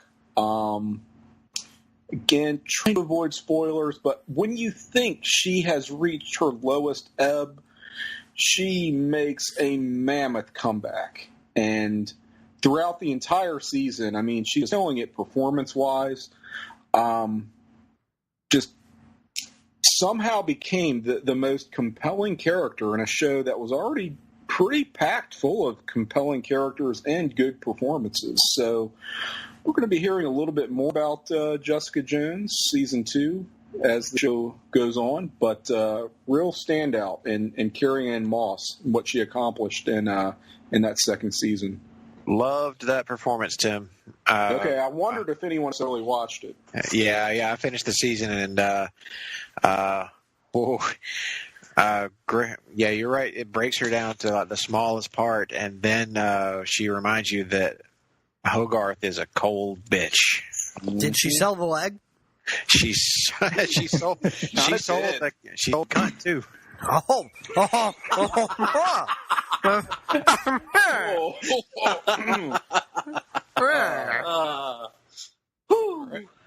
Ribbing on the square here, I believe that's called, right? Ribbing on the square, my bad. I want to get my Carney terms proper here. Ribbing, fisting, whatever. Edging. Let's move. Number 2. Nick, your selection for performance of the year. I'm going to say something that hurts me deep down to say. It's very painful for me. It's not something I'm proud to admit on these airwaves, and it's going to take a while to get over it. But I'm going to have to agree with David Sunday on this one. And woo, yep. I'm going to say John Bernthal as his portrayal of Frank Castle in The Punisher. I was a few months after the fact, did not watch it when it launched in November, and I came to it later, not really knowing what to expect from the show. I had enjoyed the Daredevil Season 2 aspects that handle The Punisher well enough, but I don't know that I necessarily enjoyed them because of Bernthal. I just thought that the writers were doing a really good job of putting that character in an interesting as it relates to his conflict with Matt Murdock. And so when I turned on the Punisher and started watching and found that it was ultimately, while it has bloody badass action moments, it's kind of a character study. That's not really what I was expecting at all from it. And over the course of 13 episodes, you really get to dig around inside the psyche of Frank Castle in a way that few Punisher comic books I've ever read have accomplished. And a lot of that is due to Bernthal in both his ability to not only, deliver his dialogue in believable fashions, but also to emote and use nonverbal communication and facial expressions and body language to get across character. And I was just really blown away from episode 1 through episode 13. So when I came down, sat down to make my top 3 here for this category, it was Bernthal was hands down number 1, and nobody was going to even come close to him. So Bernthal for me. In a show that I liked but didn't love, I would say his performance definitely carried it over some of the humps along the way. He was a real tour de force in that. And again, something that I guess it shouldn't surprise us that much based on what he has done to date. He was kind of like the best character in The Walking Dead when, or maybe the most compelling character in The Walking Dead back when that was a show worth watching. So it's like a logical choice or continuation in his career to take on something like The Punisher. And I thought he really nailed it. So that was kind of a close second for me, I would have to say. You guys are right. Hashtag Shane was right. My selection to bone his best friend's wife? I stand by what I said. And then attempt to rape her in the shower? Hey, what happens in the shower? No, let's get this on the wait, let's get this on the record. Greg, are you saying that the actual fuck? Are you saying that you're condoning attempted rape? Is that what we're hearing right now? No. All I'm saying is that was right. Shane was right in his direction for the group of survivors in The Walking Dead. Not saying every action he took was right. But Shane was right. My selection for the performance of the year goes to one Kirk Acevedo as Ricardo Diaz on Arrow. Kirk Acevedo is one of those character actors that you see pop up in things from time to time. And as Nick had just off the air when he first popped up on Arrow, he's one of those that guys. You see him and you're like, hey, it's that guy. I've seen him before. But this is the first time I've seen him in anything where he really just popped off the screen, because he took what was, I would think it's fair to say, what was turning into a pretty middling season of Arrow at one point earlier this year, in fact, around the mid-season point. And once they switched focuses and focused in really heavily on him as the big bad of the season, the show really took off and soared through the end of the season, to the back half, really. And it was largely on the strength of his acting. His performances were outstanding week to week. I think the episode, The Dragon, that was almost entirely focused on him and his journey to becoming what he is, it was one of the best episodes of the season. Probably one of the best, you probably put it on a list of the 20 or 30 best episodes of the entire series, which covers a lot of ground. He was outstanding from beginning to end on the show. But especially the stretch of 4 or 5 episodes, he was just dynamic, including having one of my all-time favorite lines on a comic book TV show, "You've got something stuck in your throat," which was just an incredible badass line. So Kirk Acevedo gets my vote. And with that said, Nicholas, I believe we have 2 gentlemen approaching us. 3, in fact. 3, the prestigious accounting form, of course, of Kahn, Brody, and Hansen. And, whoa, this is different, Greg. They have not envelopes, but 2, because we have a tie. We have a tie, ladies and gentlemen, for the best comic book television performance of the year. And that's a tie between Kirk Acevedo as Richard Dragon and John Bernthal as Frank Castle. Wow. Are sharing the award this year. Wow. Interesting. This is our first tie of the year, actually, Nick. It is our first and only tie, I believe, is what I was told. Not that we know the winners yet. That's what I was told by the accounting firm. Here to accept the award on behalf of both Kirk Acevedo and John Bernthal is legendary WWE Hall of Fame announcer Jim Ross. Quite frankly, everybody knows the only person that should have won this award, no disrespect to Kirk Acevedo. He seems like a hell of a guy, hell of a hand. No disrespect to John Bernthal. Pretty solid performer himself. Carrie Ann Moss, hell of a woman. Could have signed her in the Attitude Era, and we would have made a lot of money on the back of her. But who should have won this was the star of several episodes of Mid-South Wrestling, which can be watched on the WWE Network for $9.99 a month, Dr. Death Steve Williams. Now, let me tell you about Steve Williams. Steve Williams was a man. If the tough man contest known as the Brawl for All had been a shoot, had been legitimate, and I'm not talking about these stupid rules that they put in place, he would have won it easy. And he would have been a top star. He would have been the big opponent for Stone Cold. Some things don't work out, folks. With that being said, maybe you disagree with everything I just said, and if you did, fuck you. God, harsh words from Mr. Ross. Man, and you have to. Nonetheless, congratulations to the Acevedo and Bernthal families. And you have to wonder why is Mr. Ross here in the building this evening? Perhaps he is here for some other purpose to be revealed later in the night. I don't know. Interesting. He might be double booked. He might be. He could be. We don't know. But let's move on to the next category, shall we, Nick? Sure. Why not? And it is the best television episode of the season. And I think we should start with us on this one, Nick. And I will go first and reveal that my pick for the best comic book TV episode is actually the most recent one that I've watched. Greg going with recency bias once again. With the Arrow season finale, Life Sentence. And this was, as I mentioned, the wrap-up of the Ricardo Diaz story, the wrap-up of a season-long arc of Arrow, in a season that, while it dipped in the middle, turned out to be really strong by the end of it. And this was just the culmination of everything that made the back half of this season so much fun. We start off with a killer action scene right out of the gate. We end up having probably our best fight scene right out of the gate, and then we go to more character development, more examination of the seemingly deteriorating psyche of Ricardo Diaz, as he is clearly being pushed to his limit right now by the actions of the Green Arrow and his team. We get emotional farewell to a major character that really worked on me in a big way, thanks to performances from the actors in the scene. We get a great one-on-one fight between Oliver Queen and Ricardo Diaz, and then this season on a really great cliffhanger to set up what should be a pretty compelling season 7 of Arrow. So that is my selection for episode of the year. On to you, Nick. Your pick. Yes, as opposed to Greg, I'm not going to fall into the trap of recency bias, and I'm going to go back, dial it back a few months.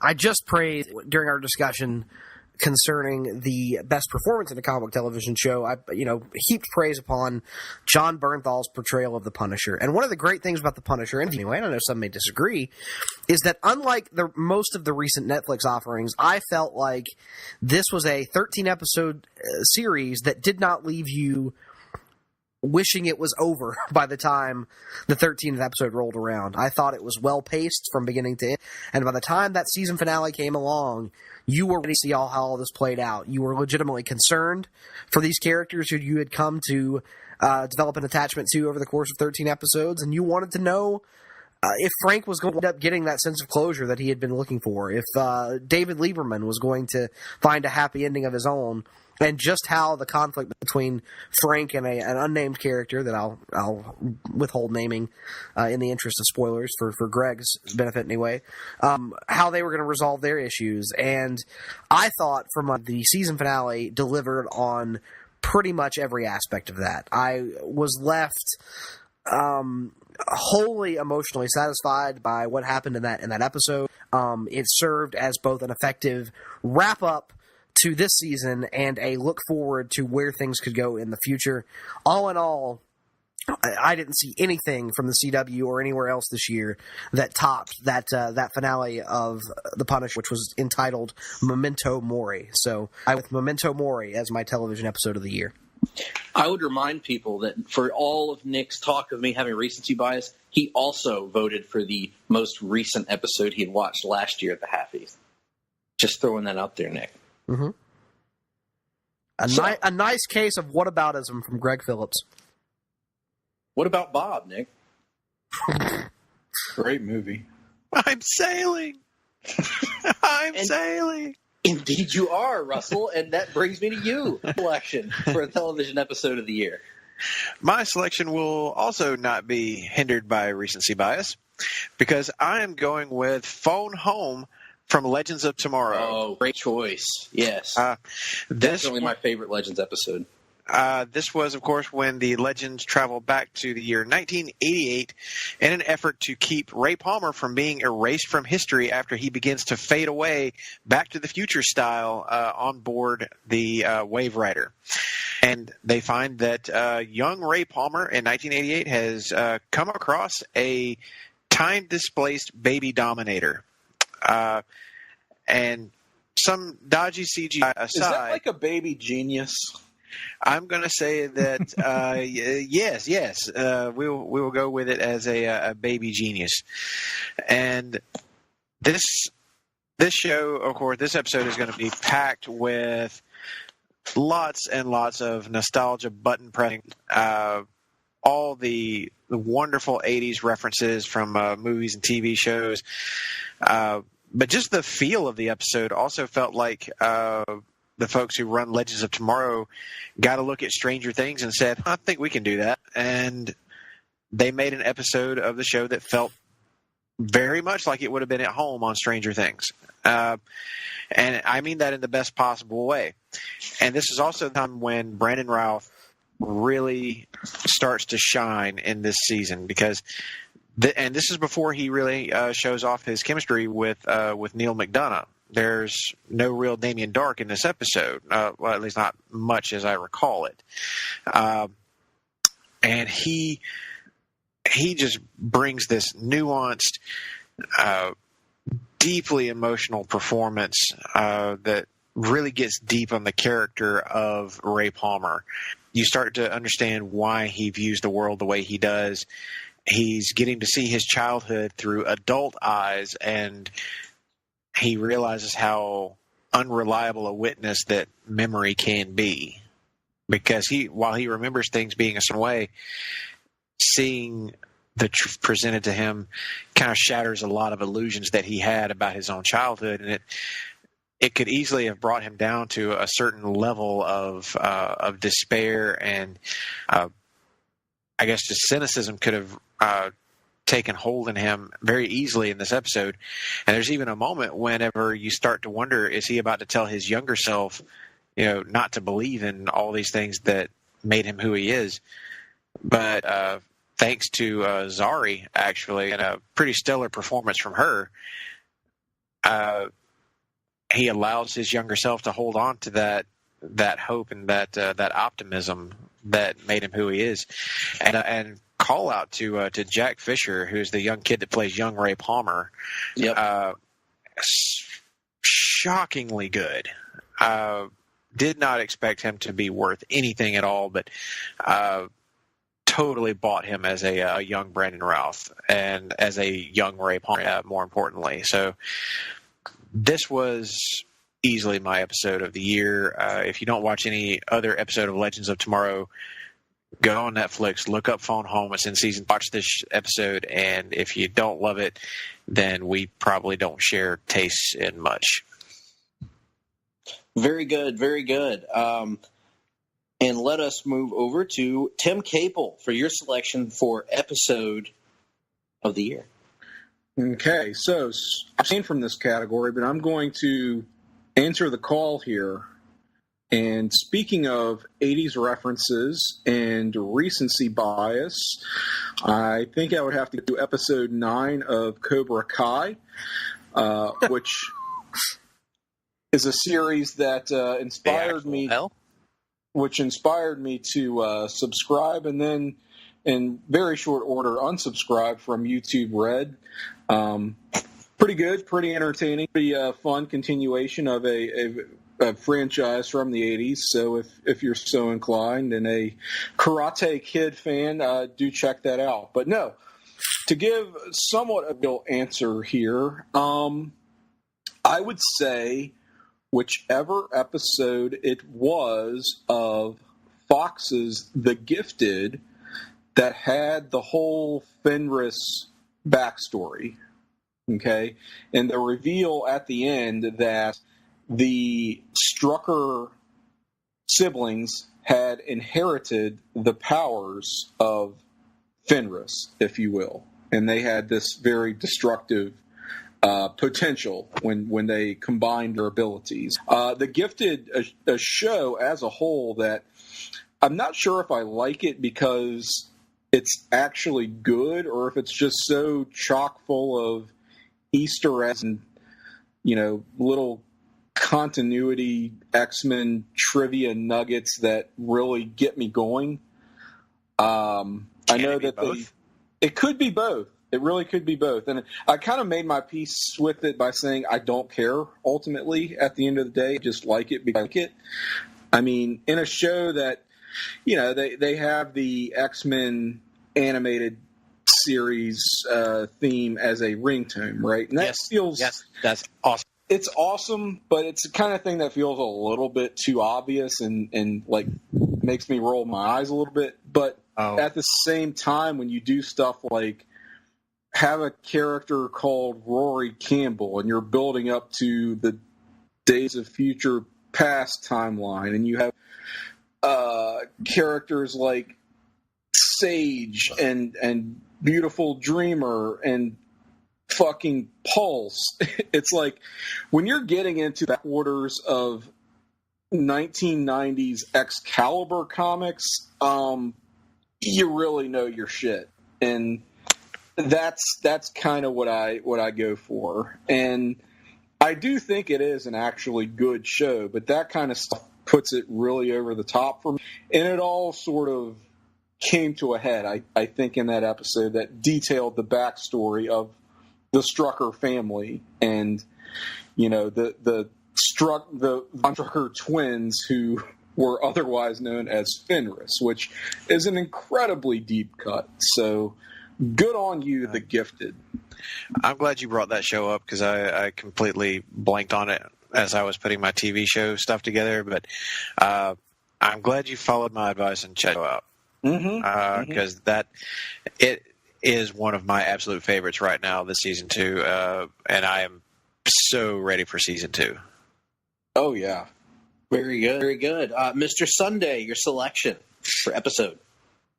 I had to go with Deathstroke Returns on Arrow, and that had a lot to do with the nostalgia and just the love I had for Manu Bennett as Deathstroke, and seeing him and Ollie back together and.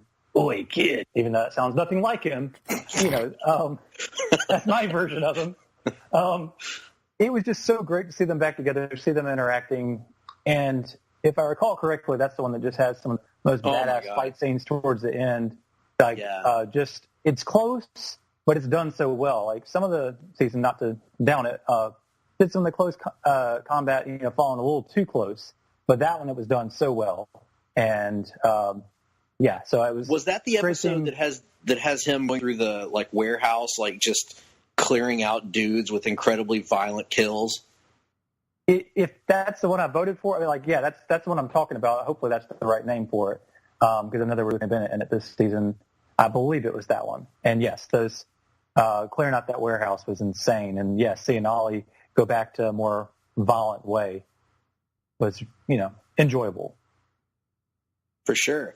All right, Nick, let's get that envelope up here and roll that beautiful bean footage. Yes, I have the envelope in hand. Here we are opening it up. Rustle. And it is Wow, a little bit of a surprise here. The winner is actually an episode that wasn't mentioned by anyone. The winner is The Resurrection, the first episode of Black Lightning on the CW this year. Very good. A show that we haven't mentioned yet, but a show that we probably should, in that Black Lightning got off to about as good a start as you can for a series. It came out of the gates with what I think, quite honestly, I'd have to rewatch the Flash pilot, but off the top of my head, may have been the best pilot episode of any of the CW shows. Certainly right there with the Flash. Yeah, I'd have to agree with that wholeheartedly. I did not vote for this episode, but I certainly understand the two individuals that did, and those two votes were enough to hand it the title this year. The championship title. All right, well, let's move right on to the next category, which is Best TV Show. And let's start this round where we ended the last with David Sunday and get your selection for the best show of the year.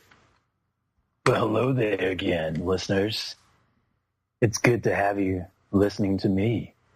And I'm going to go with Punisher. Talked about a lot of the praises I had for the show with John Bernthal, but just it's tackling some very tough issues, such as, similar to PS. I guess that's basically what he had. And just real life issues with other people and human moments and his subtle facial reactions to things from John Bernthal. It just gave me what I wanted. And it's funny because I was excited for that show, but I never would have thought it would have been the year. But looking back on this year, thinking through all the shows, that's the one that grabbed me the most. And the one I had to watch the quickest. I could not put that show down. And I've never done a Netflix show within a week watching the whole thing if it was more than 8 episodes. It usually takes me a couple weeks or a month to get through one. But that one, I just marathoned it within maybe 5 days, maybe. So anybody that knows my attention span, that's saying a lot. Sure. Nick, your selection. While I almost also went with The Punisher, I ultimately could not do so because I thought this year the CW had its finest entire season of television outside of perhaps Arrow Season 2 with Legends of Tomorrow's Season 3. I thought there was never a down or dull moment for this show. It hit pretty much everything out of the park. Even the episodes that you would consider perhaps to be the weakest of the bunch are still really damn good episodes and entertaining as hell. And then they closed it on one of the most ridiculous high notes that you can imagine, doing an episode that only Legends of Tomorrow could get away with doing. And so for that nearly flawless level of execution, I had to go Legends of Tomorrow here. Bebo hungry. And in this case, Greggy hungry too. And Greggy, agree with you on your selection. Because I also went with DC's Legends of Tomorrow as my selection the show of the year on the basis of kind of what you alluded to, just the consistency on a level that, again, maybe Arrow Season 2 is the only other season that can match this for pure consistency. Every single episode knocked it out of the park. And, really from the opening gates, we talked last year on this very show, in fact, about how Legends of Tomorrow had really found its footing in Season 2, settled into what kind of a show it was, and how it can do episodes and do things that other shows can't do. And it leans more into the zany comic book world than really any comic book show that we've probably ever seen. And I think they took that this year to the higher levels, whether it was aforementioned Bebo, whether it was Blackbeard the pirate being basically a cowardly lion figure, whether it was going across the time stream and visiting areas and places that we may have never suspected, including a world of clones of this new character of Ava.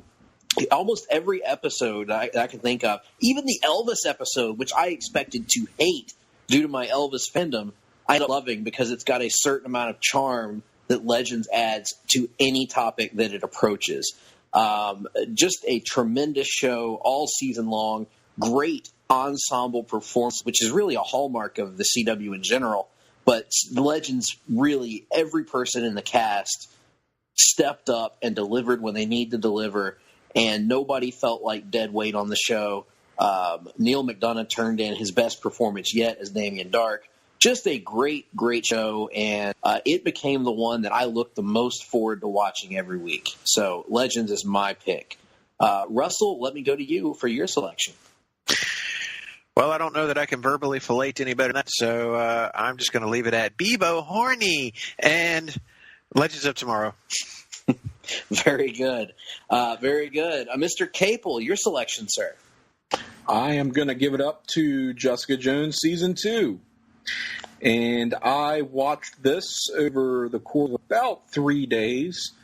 I know that folks didn't seem to have quite the level of esteem for this as they did for the first season, which is understandable. And yet, I do feel like the second season was a pretty logical extension of where they left things at the conclusion of the first season.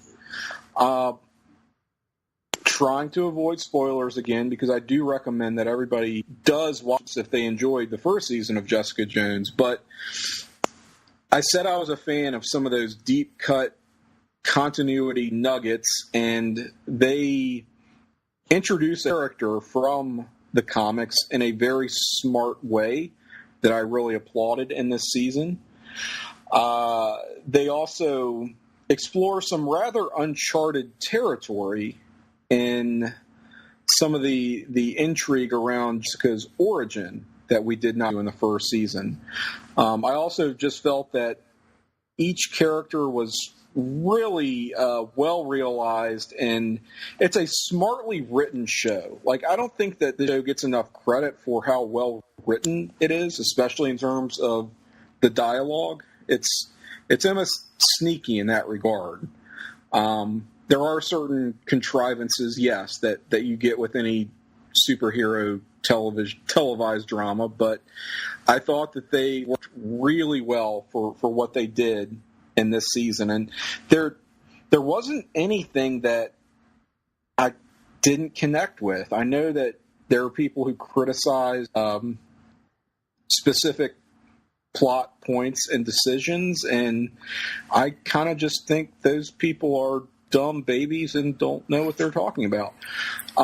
Because this season was really cool, really entertaining, and I think accomplished a lot. And I hope they continue the adventures of this character. I don't know that a third season has been greenlit as of this point, but I really hope we see some more Jessica Jones, not just in an ensemble like Defenders or whatever, but in her own right, because she deserves it. This show deserves it. Really good stuff. Maybe she can take a new Immortal Iron Fist. If we could just get more Jessica Jones and less to none of Iron Fist, that would be quite all right with me. Nicholas, I understand you have the winner once more. I do. And winner is Legends of Tomorrow. Very good. And, oh my God, here to accept on behalf of Legends of Tomorrow and its entire cast and crew is a man whose words represent their thoughts, and that's none other than, my God, comic book theater's own Sex Ferguson. Dear God, Sex, what brings you here to the Halfie Awards to accept this on behalf of the Legends of Tomorrow crew? You got to give me a goddamn minute to collect my thoughts. I was back getting a blowjob, and you kind of pulled me out in mid-thought here. I wasn't really prepared for such a thing. Let me zip up my pants. It'll take a few minutes packing this big baby back inside. Yeah, Legends of Tomorrow. I don't even know these fuckers. I fucked the one bitch that wears the white, or the white, as I should say, and then she took the white all over her face, neck, and fucking chest. And with that, sex is out, buddy! Well, we here at the Halfie Awards and PlayStation Nation Pop would like to apologize profusely to the following people.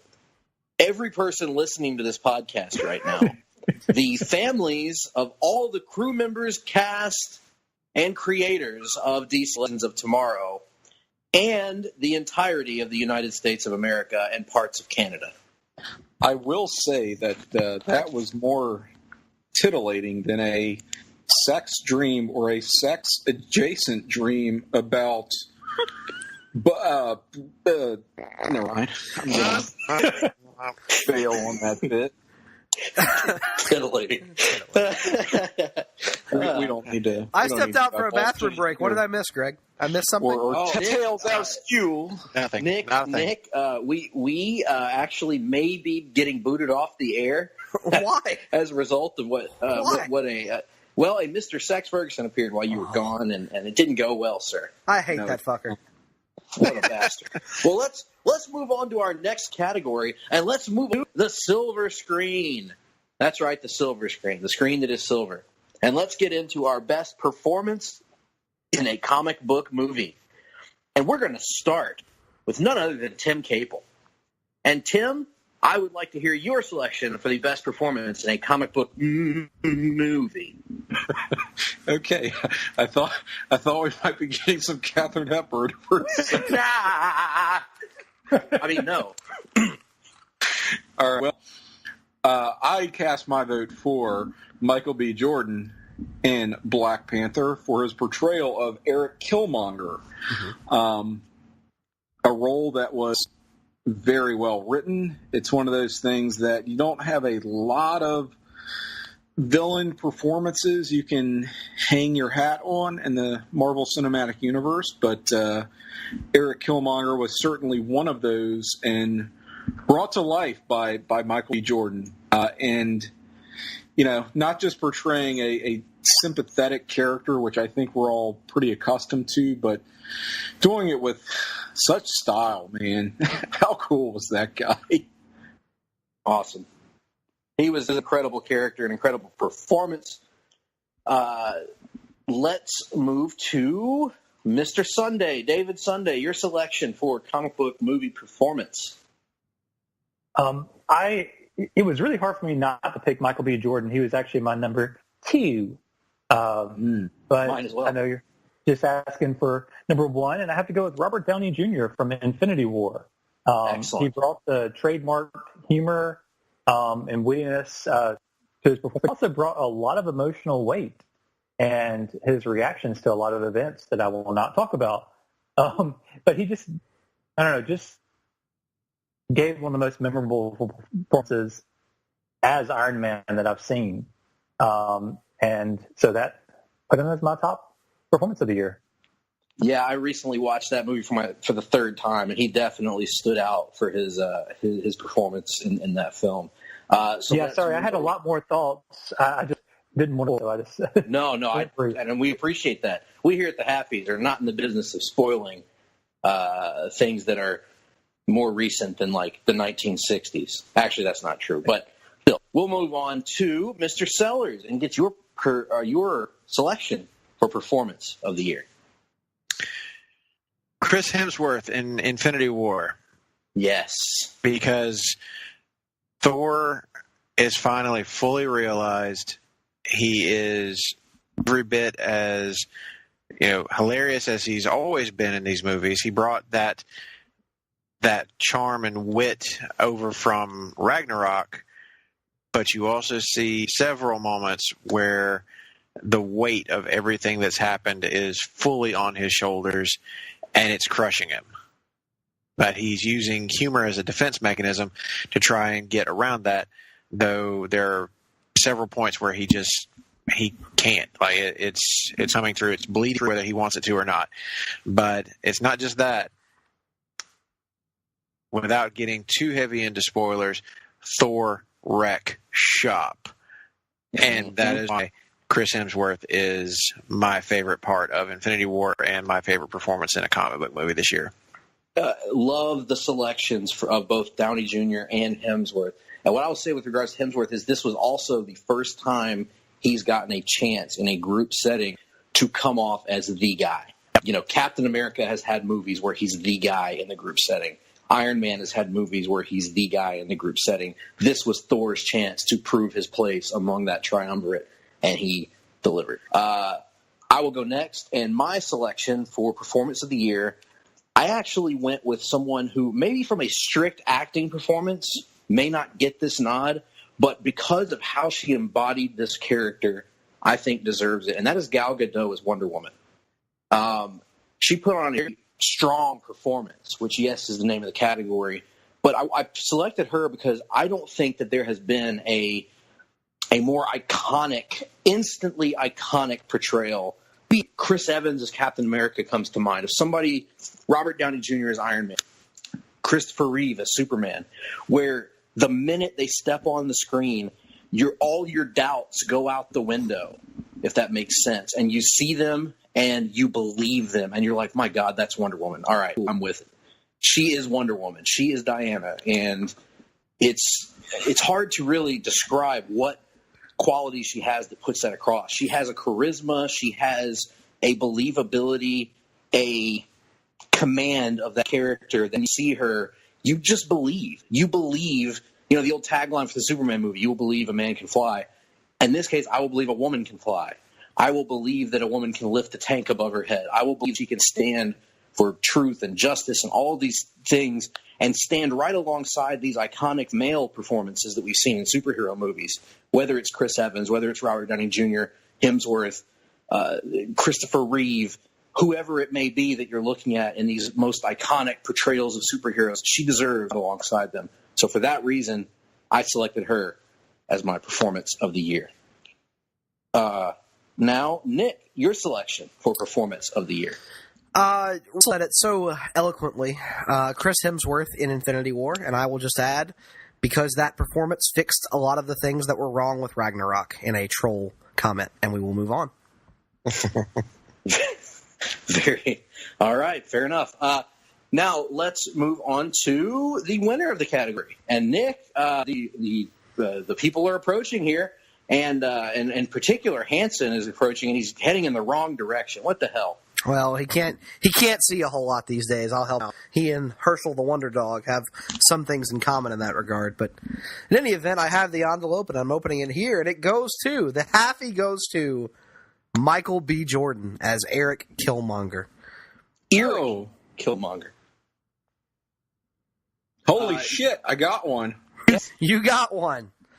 Michael B. Jordan was the only nominee to appear on every single ballot. No, wait a minute. He did not appear on David's ballot. Other than that, he owns the ballot. Yes, he did. Yeah, he was. Yeah, he's on every ballot. 2, 3, 4, 5, 6. Wait a minute. There's been a miscount. He's on all the ballots. He wins. All the ballots. Michael B. Jordan. And very, very deserving. Excellent choice there by all of us, in fact. So, let us move on to the best comic book film of the year.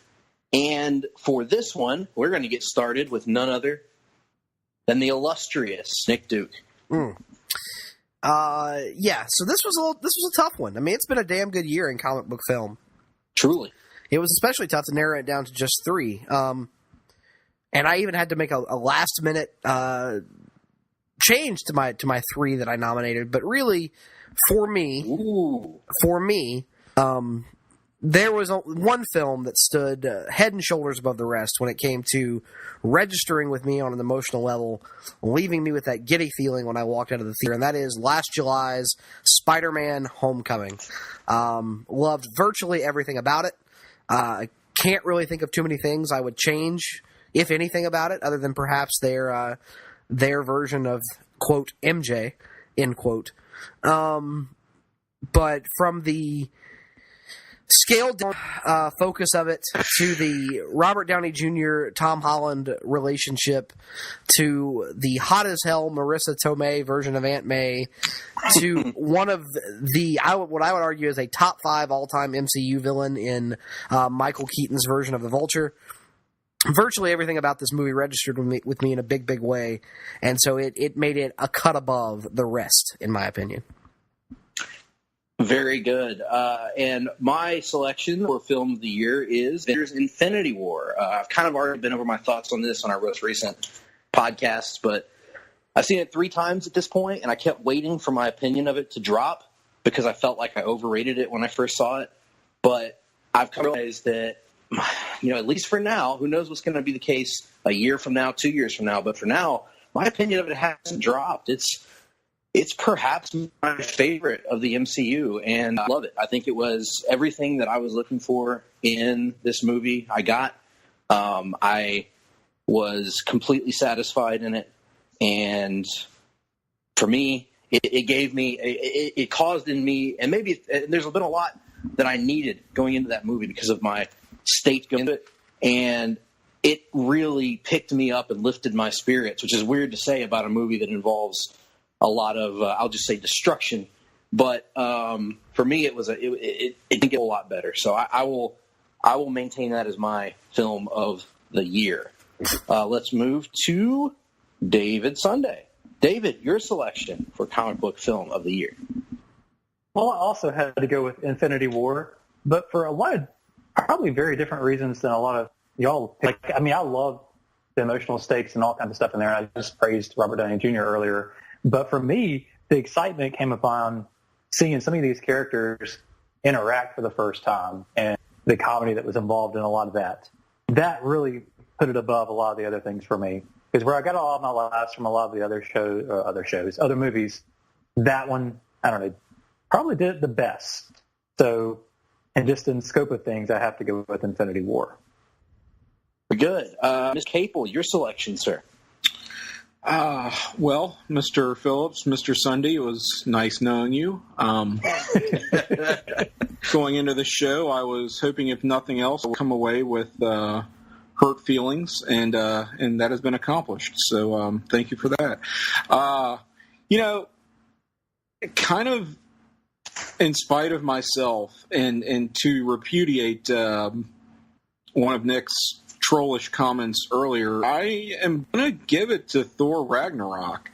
Yes. Great. This was not the type of film I could see myself putting down as a favorite the year or the half year, or even necessarily liking, because it sort of slots in that same category as Iron Man 3, which I heartily dislike.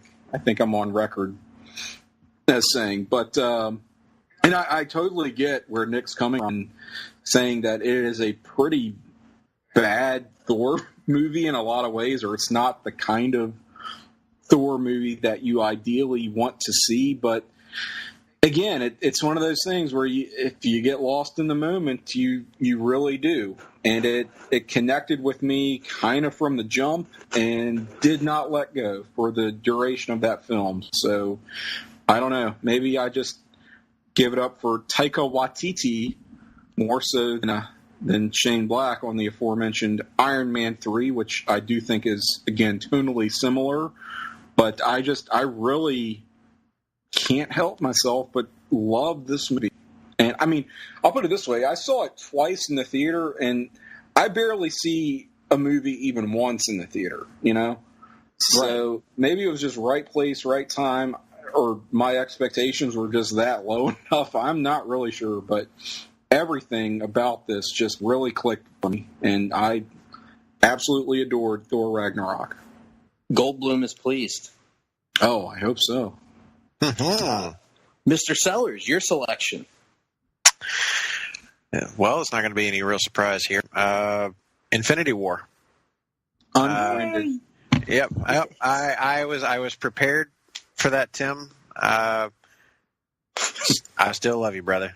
That's Certain powers activate. A form of someone who gives a shit. But in any case, my reasoning is much like has already been mentioned. But for a couple of really key points in the movie, already mentioned Thor Rec Shop, and Robert Downey Jr. reminded all you fucks out there that Iron Man is the backbone of the MCU and that he is indeed a hero. So for everybody that forgot that during Civil War, you know you are Team Iron Man, still rocking, and RDJ went hand to hand with fucking Thanos. So, I mean, come on. Absolutely. All right, let's go to the firm of Hamner, Smith, and Wesson. Hamner is my favorite of those three. Anyway, we have the envelope here, and, well, I'm afraid to even say this on virtue of getting ostracized by Tim Capel, but the award goes to Avengers Infinity War for Best Film of the Year. Seinfeld GIF. And Tim has exited the building.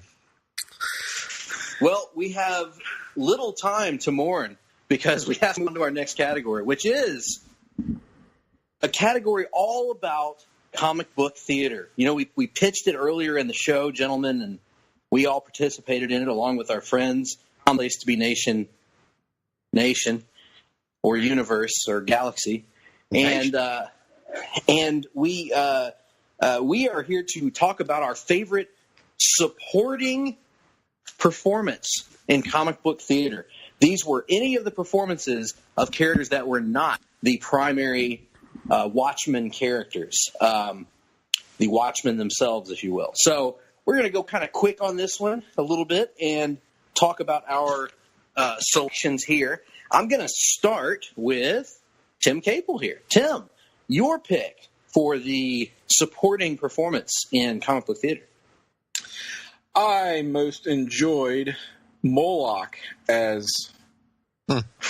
rendered by the manager, Todd Weber, otherwise known as Larry King.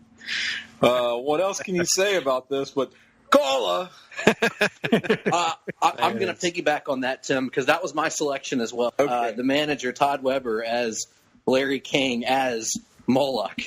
And what else can you say? But I've got my Brooklyn Dodgers hat, and I'm going to move on to Russell for his selection. I got to give it to Aaron George. Mm-hmm.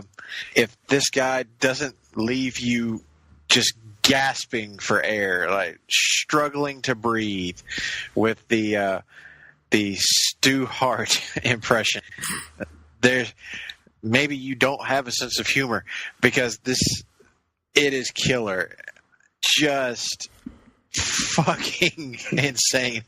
And if you've ever had to do a scene with him while he's in that mode, it's even better. So try desperately, and you're still gonna fail. You can't help it. It's that damn good. He deserves every bit of accolade that he gets. David Sunday, your selection, sir. I had to go with Andrew Chandler Fraser Garner as Dr. Skip Long. Yes. I found myself laughing so much during every one of his scenes, and there were so many great characters out there. I know I had to give Larry King Moloch as my number 2, but I don't know. Hearing Skip Carey voice analyze J.R. Shack was something I needed. I wasn't listening during most of those recording sessions, and when it actually came out, it was the standout of the supporting. Well, all I can say to that, David, is that when this show's over, I can't even go to bed because I haven't even masturbated. So let's move on to who's left. Oh, yeah, me. I went with Larry King. I already mentioned that. So now, Nick, your selection. Yeah, I had to go with old Stu as Hollis Mason. Like Russell said, there is listening to it, and there is being on the other side of the call from. And those things are completely different and give you a new appreciation for what people who do this for a living actually put up with. Because, good Lord, that man, oh, yeah. Show us some discipline and give us the winner. Well, this was a razor-thin vote. But here, to accept the award in pre-recorded comments, we're actually going to throw to these right now.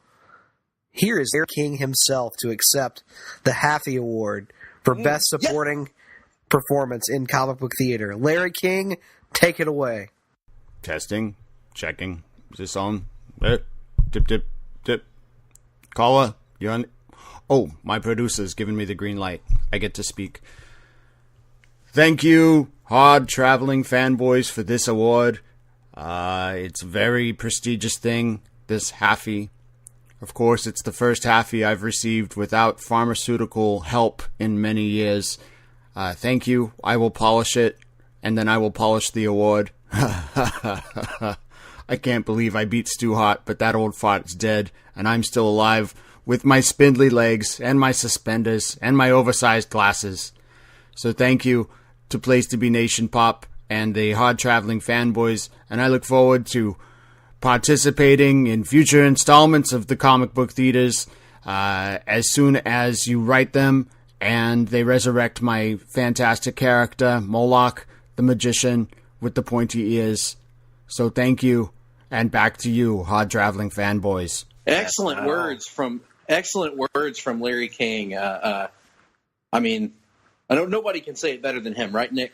Nobody can say it better than Larry. So there you have it. A little bit of an upset, I think.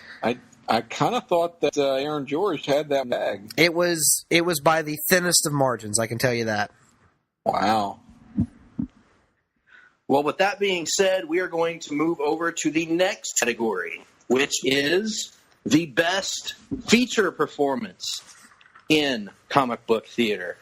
And I suppose I'll start us off with this one, as my vote goes to my colleague, my friend, my amigo, compadre, partner in life and in all other things, Nicholas Duke, for his portrayal of Sex Ferguson, portraying I don't know. I have no idea what you're talking about. I have nothing to that. Daniel Dreberg. and I thought he gave an improved performance upon his work in the first comic book theater. He delivered even more laughs, even more improv. He had to engage in a long, luscious love scene. Jennifer Smith try not to break as you giggled throughout the entire thing. Yes, we recorded this in the room together. Yes. Well, Sex Ferguson recorded this in the room with me while Nick was taking a shit or something, and it was quite a feat for me to get through this without suffering a heart attack from laughing and trying to hold it in as best I could.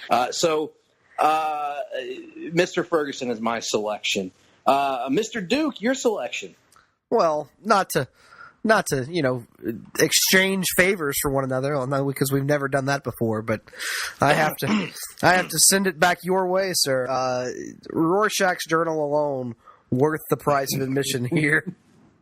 So I got to go with good old J.R. Shack. All right, Mr. Sellers, your turn, sir. I got a feeling this is going to wind up being a clean sweep.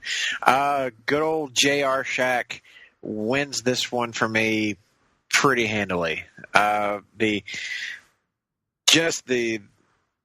timing of all, to keep a scene going, even though he's got to be close to breaking. I mean, there's just no way that he's not popping himself repeatedly. But at the same time, it's a good thing I have a working mute button, because I wouldn't have been able to get through some of this stuff. Trying to do a scene with this guy is almost like trying to do a scene with Aaron George. I'm going to break. It's really just, it's too damn funny not to, and it's a hell of a good lead performance, especially in this new version, this new volume, when you get to young J.R. Shack. I defy you to hold your shit together. Well, I appreciate the words, sir. And I will say this. I am extremely thankful to the makers of Skype for inventing the mute button, because that allowed me to get through the majority of this entire project, regardless of who was talking. I can't remember a scene that wasn't either outright laughing out loud or on the verge of it. So, Tim, your selection, sir. Yeah, I'm kind of towing the line here. It is J.R. Shack by a country mile, just to show the folks how the sausage is made. Just a little bit. It is astonishing to me that J.R. Shack was able to get through some of those monologues in one take. I just cannot believe it. Even with the level of improvisation that was on display in those scenes.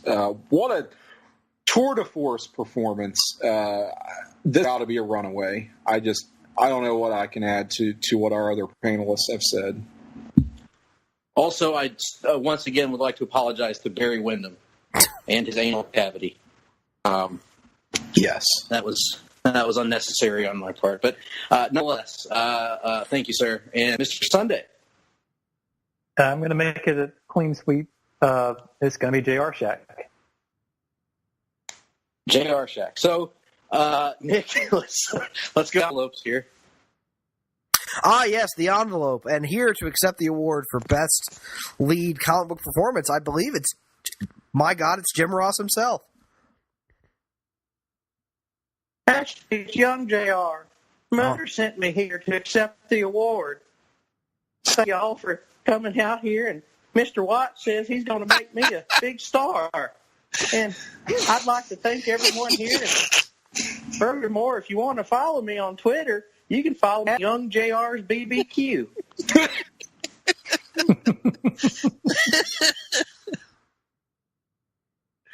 All right, Nick, what the hell was that all about?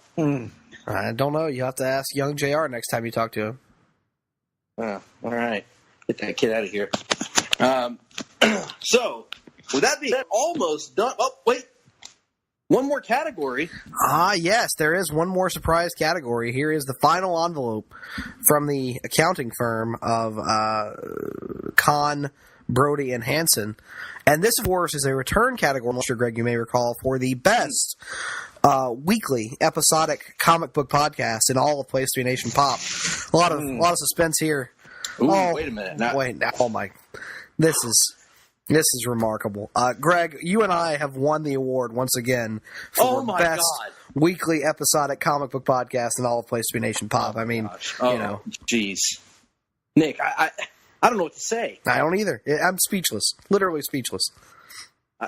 This is, folks. We're desperately out of time. I don't know what else to say, but thank you so much for all the voters who voted us in as the longest running weekly episodic comic book podcast in all Place to Be Nation. Just do me a favor and keep that envelope and the piece of paper inside away from Sex Ferguson backstage. He will use it for very illicit purposes that involve Barry Windham and his rectum, and I just don't think we need any of that this evening. We don't need any of that. Mm-hmm. Well, before we sign off, folks, I want to thank our panelists and our judges for joining us here tonight. Want to give them a chance to let us know where we can contact them on social media and what they have cooking down the pipeline. For you, Tim, how can folks get in touch with you? Okay, well, they can get in touch with me on the Twitter. I am at Cyke68, CYKE68, again on Twitter. Other shows you can find me on Place to Be Nation Pop. We have the aforementioned Talkin' Pop, which the won Halfie Award winning. The now. Yes, that has to be part of your tagline now. It is going forward. So thank you, gentlemen, for that hand release for the best new Place to Be Nation Pop podcast, Talkin' Pop. Myself and the award-winning Jennifer Smith. Another show, but I think I will leave that to someone else to promote. On Place to Be Nation Wrestling, you can also find me on WCW Survey Says with myself and Andy Helene. It is basically...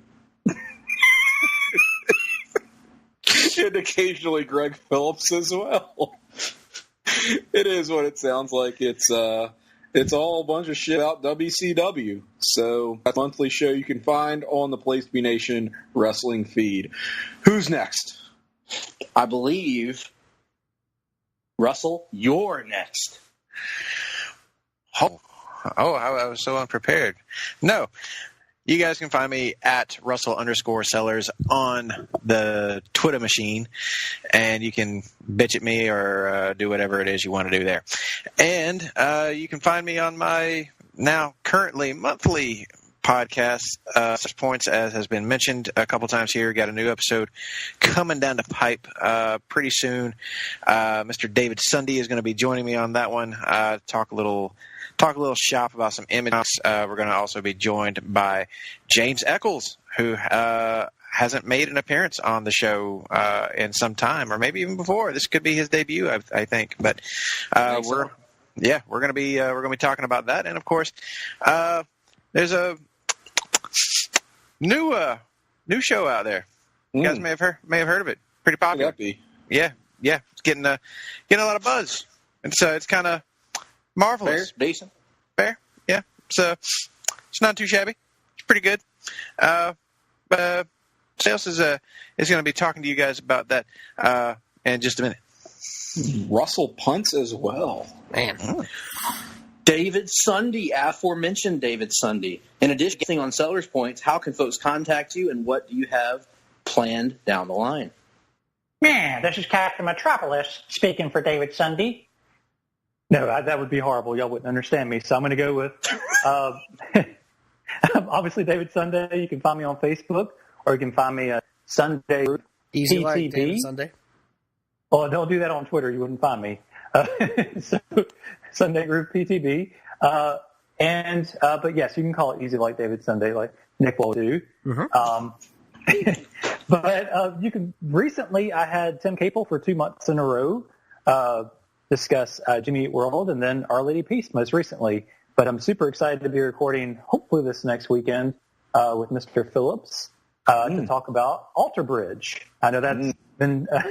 I know that's no surprise. I'm going to talk about them. It's actually shocking to me that I waited 10 episodes to finally give a whole episode for Alter Bridge, but that's coming up probably in a couple weeks. It'll probably come out. So, yeah, please reach out and listen to my show. Looking forward to that. Looking forward to that, as always. And that brings me to us. We are the Hard-Traveling Fanboys. Mentioned this earlier, at gphillips8652 on Twitter, at Nick Duke 87. We also have email addresses, believe it or not. Greg P at placetobenation.com, Nick D at placetobenation.com. Folks, the loneliest email address on the internet. And also Place to Be Nation Comics Facebook. We haven't really promoted that a lot on this episode, but please join the Place to Be Nation Comics Facebook page. We've actually had a lot of good discussion going on there recently. A lot of people contributing, a lot of new fans coming on board, new comic book readers coming on board. Check us out there. Nick, I believe there's something that we've already promoted multiple times, but perhaps we should promote again. Yeah, so the first episode of the Marvel Age podcast is out there now, and if you're not familiar with what this is, from a conceptual level, basically the idea is that myself, Russell Sellers, Tim Capel, and Todd Weber are going to take you through, year by year, the entire publishing history of Marvel Comics. We're not obviously going to hit every single book that's ever been published, but we're going to try to give you a snapshot of each year and give you a look at what was the most important books that were published to the overall Marvel universe. So the first episode, covering November of 1961 through the end of 1962, is out there right now. And here in the coming week, I believe, we are going to be recording episode 2 to cover 1963. And on that show, I will go ahead and say this is the teaser. This is the micro teaser for the trailer, so to speak. The announcement. Anything like a micro penis? Yes, and I would know all about that. So, on the next episode of Marvel Age, we have a pretty big announcement regarding the expansion of the brand. Honestly, as a result of the overwhelming amount of feedback and response that we've seen from the first episode, the overly kind words that everybody said, just the traffic to the Place to Be Nation Comics Facebook page, we have actually reached an understanding with one of our good friends, and we are going to be adding a second show under the Marvel Age banner on Place to Be Nation Pop. Full details on that will be announced on the second episode of Marvel Age, coming to you in the near future. And that deal was actually just kind of finalized today. With all that being said, we also may be having a couple new podcasts on Place to Be Nation Pop. What we are talking about doing, we haven't confirmed, with regards to a certain Austrian action star. We will talk about that off air. But the other one that I want to announce right now is, and anyone can join me on this, I am planning on going through a new podcast series. Actually, it's more going to be Pod Blast, probably in that 30 to 45-minute range, where we just look at internet clips of Rip Taylor. So anyone that wants to join me for this is welcome too. And with that being said, we are coming to an end of another successful Halfie Awards. Thanks to all the panelists, all the judges, and most especially to you, the listeners, for joining us for this awards season. We hope that you enjoyed your watch parties around the country and indeed the world. And we hope that you send us your list and let us know what we got wrong, what we got right, and how we can do things better. With that being said, folks, take care of one another. We'll see you next week on the Hard-Traveling Fanboys.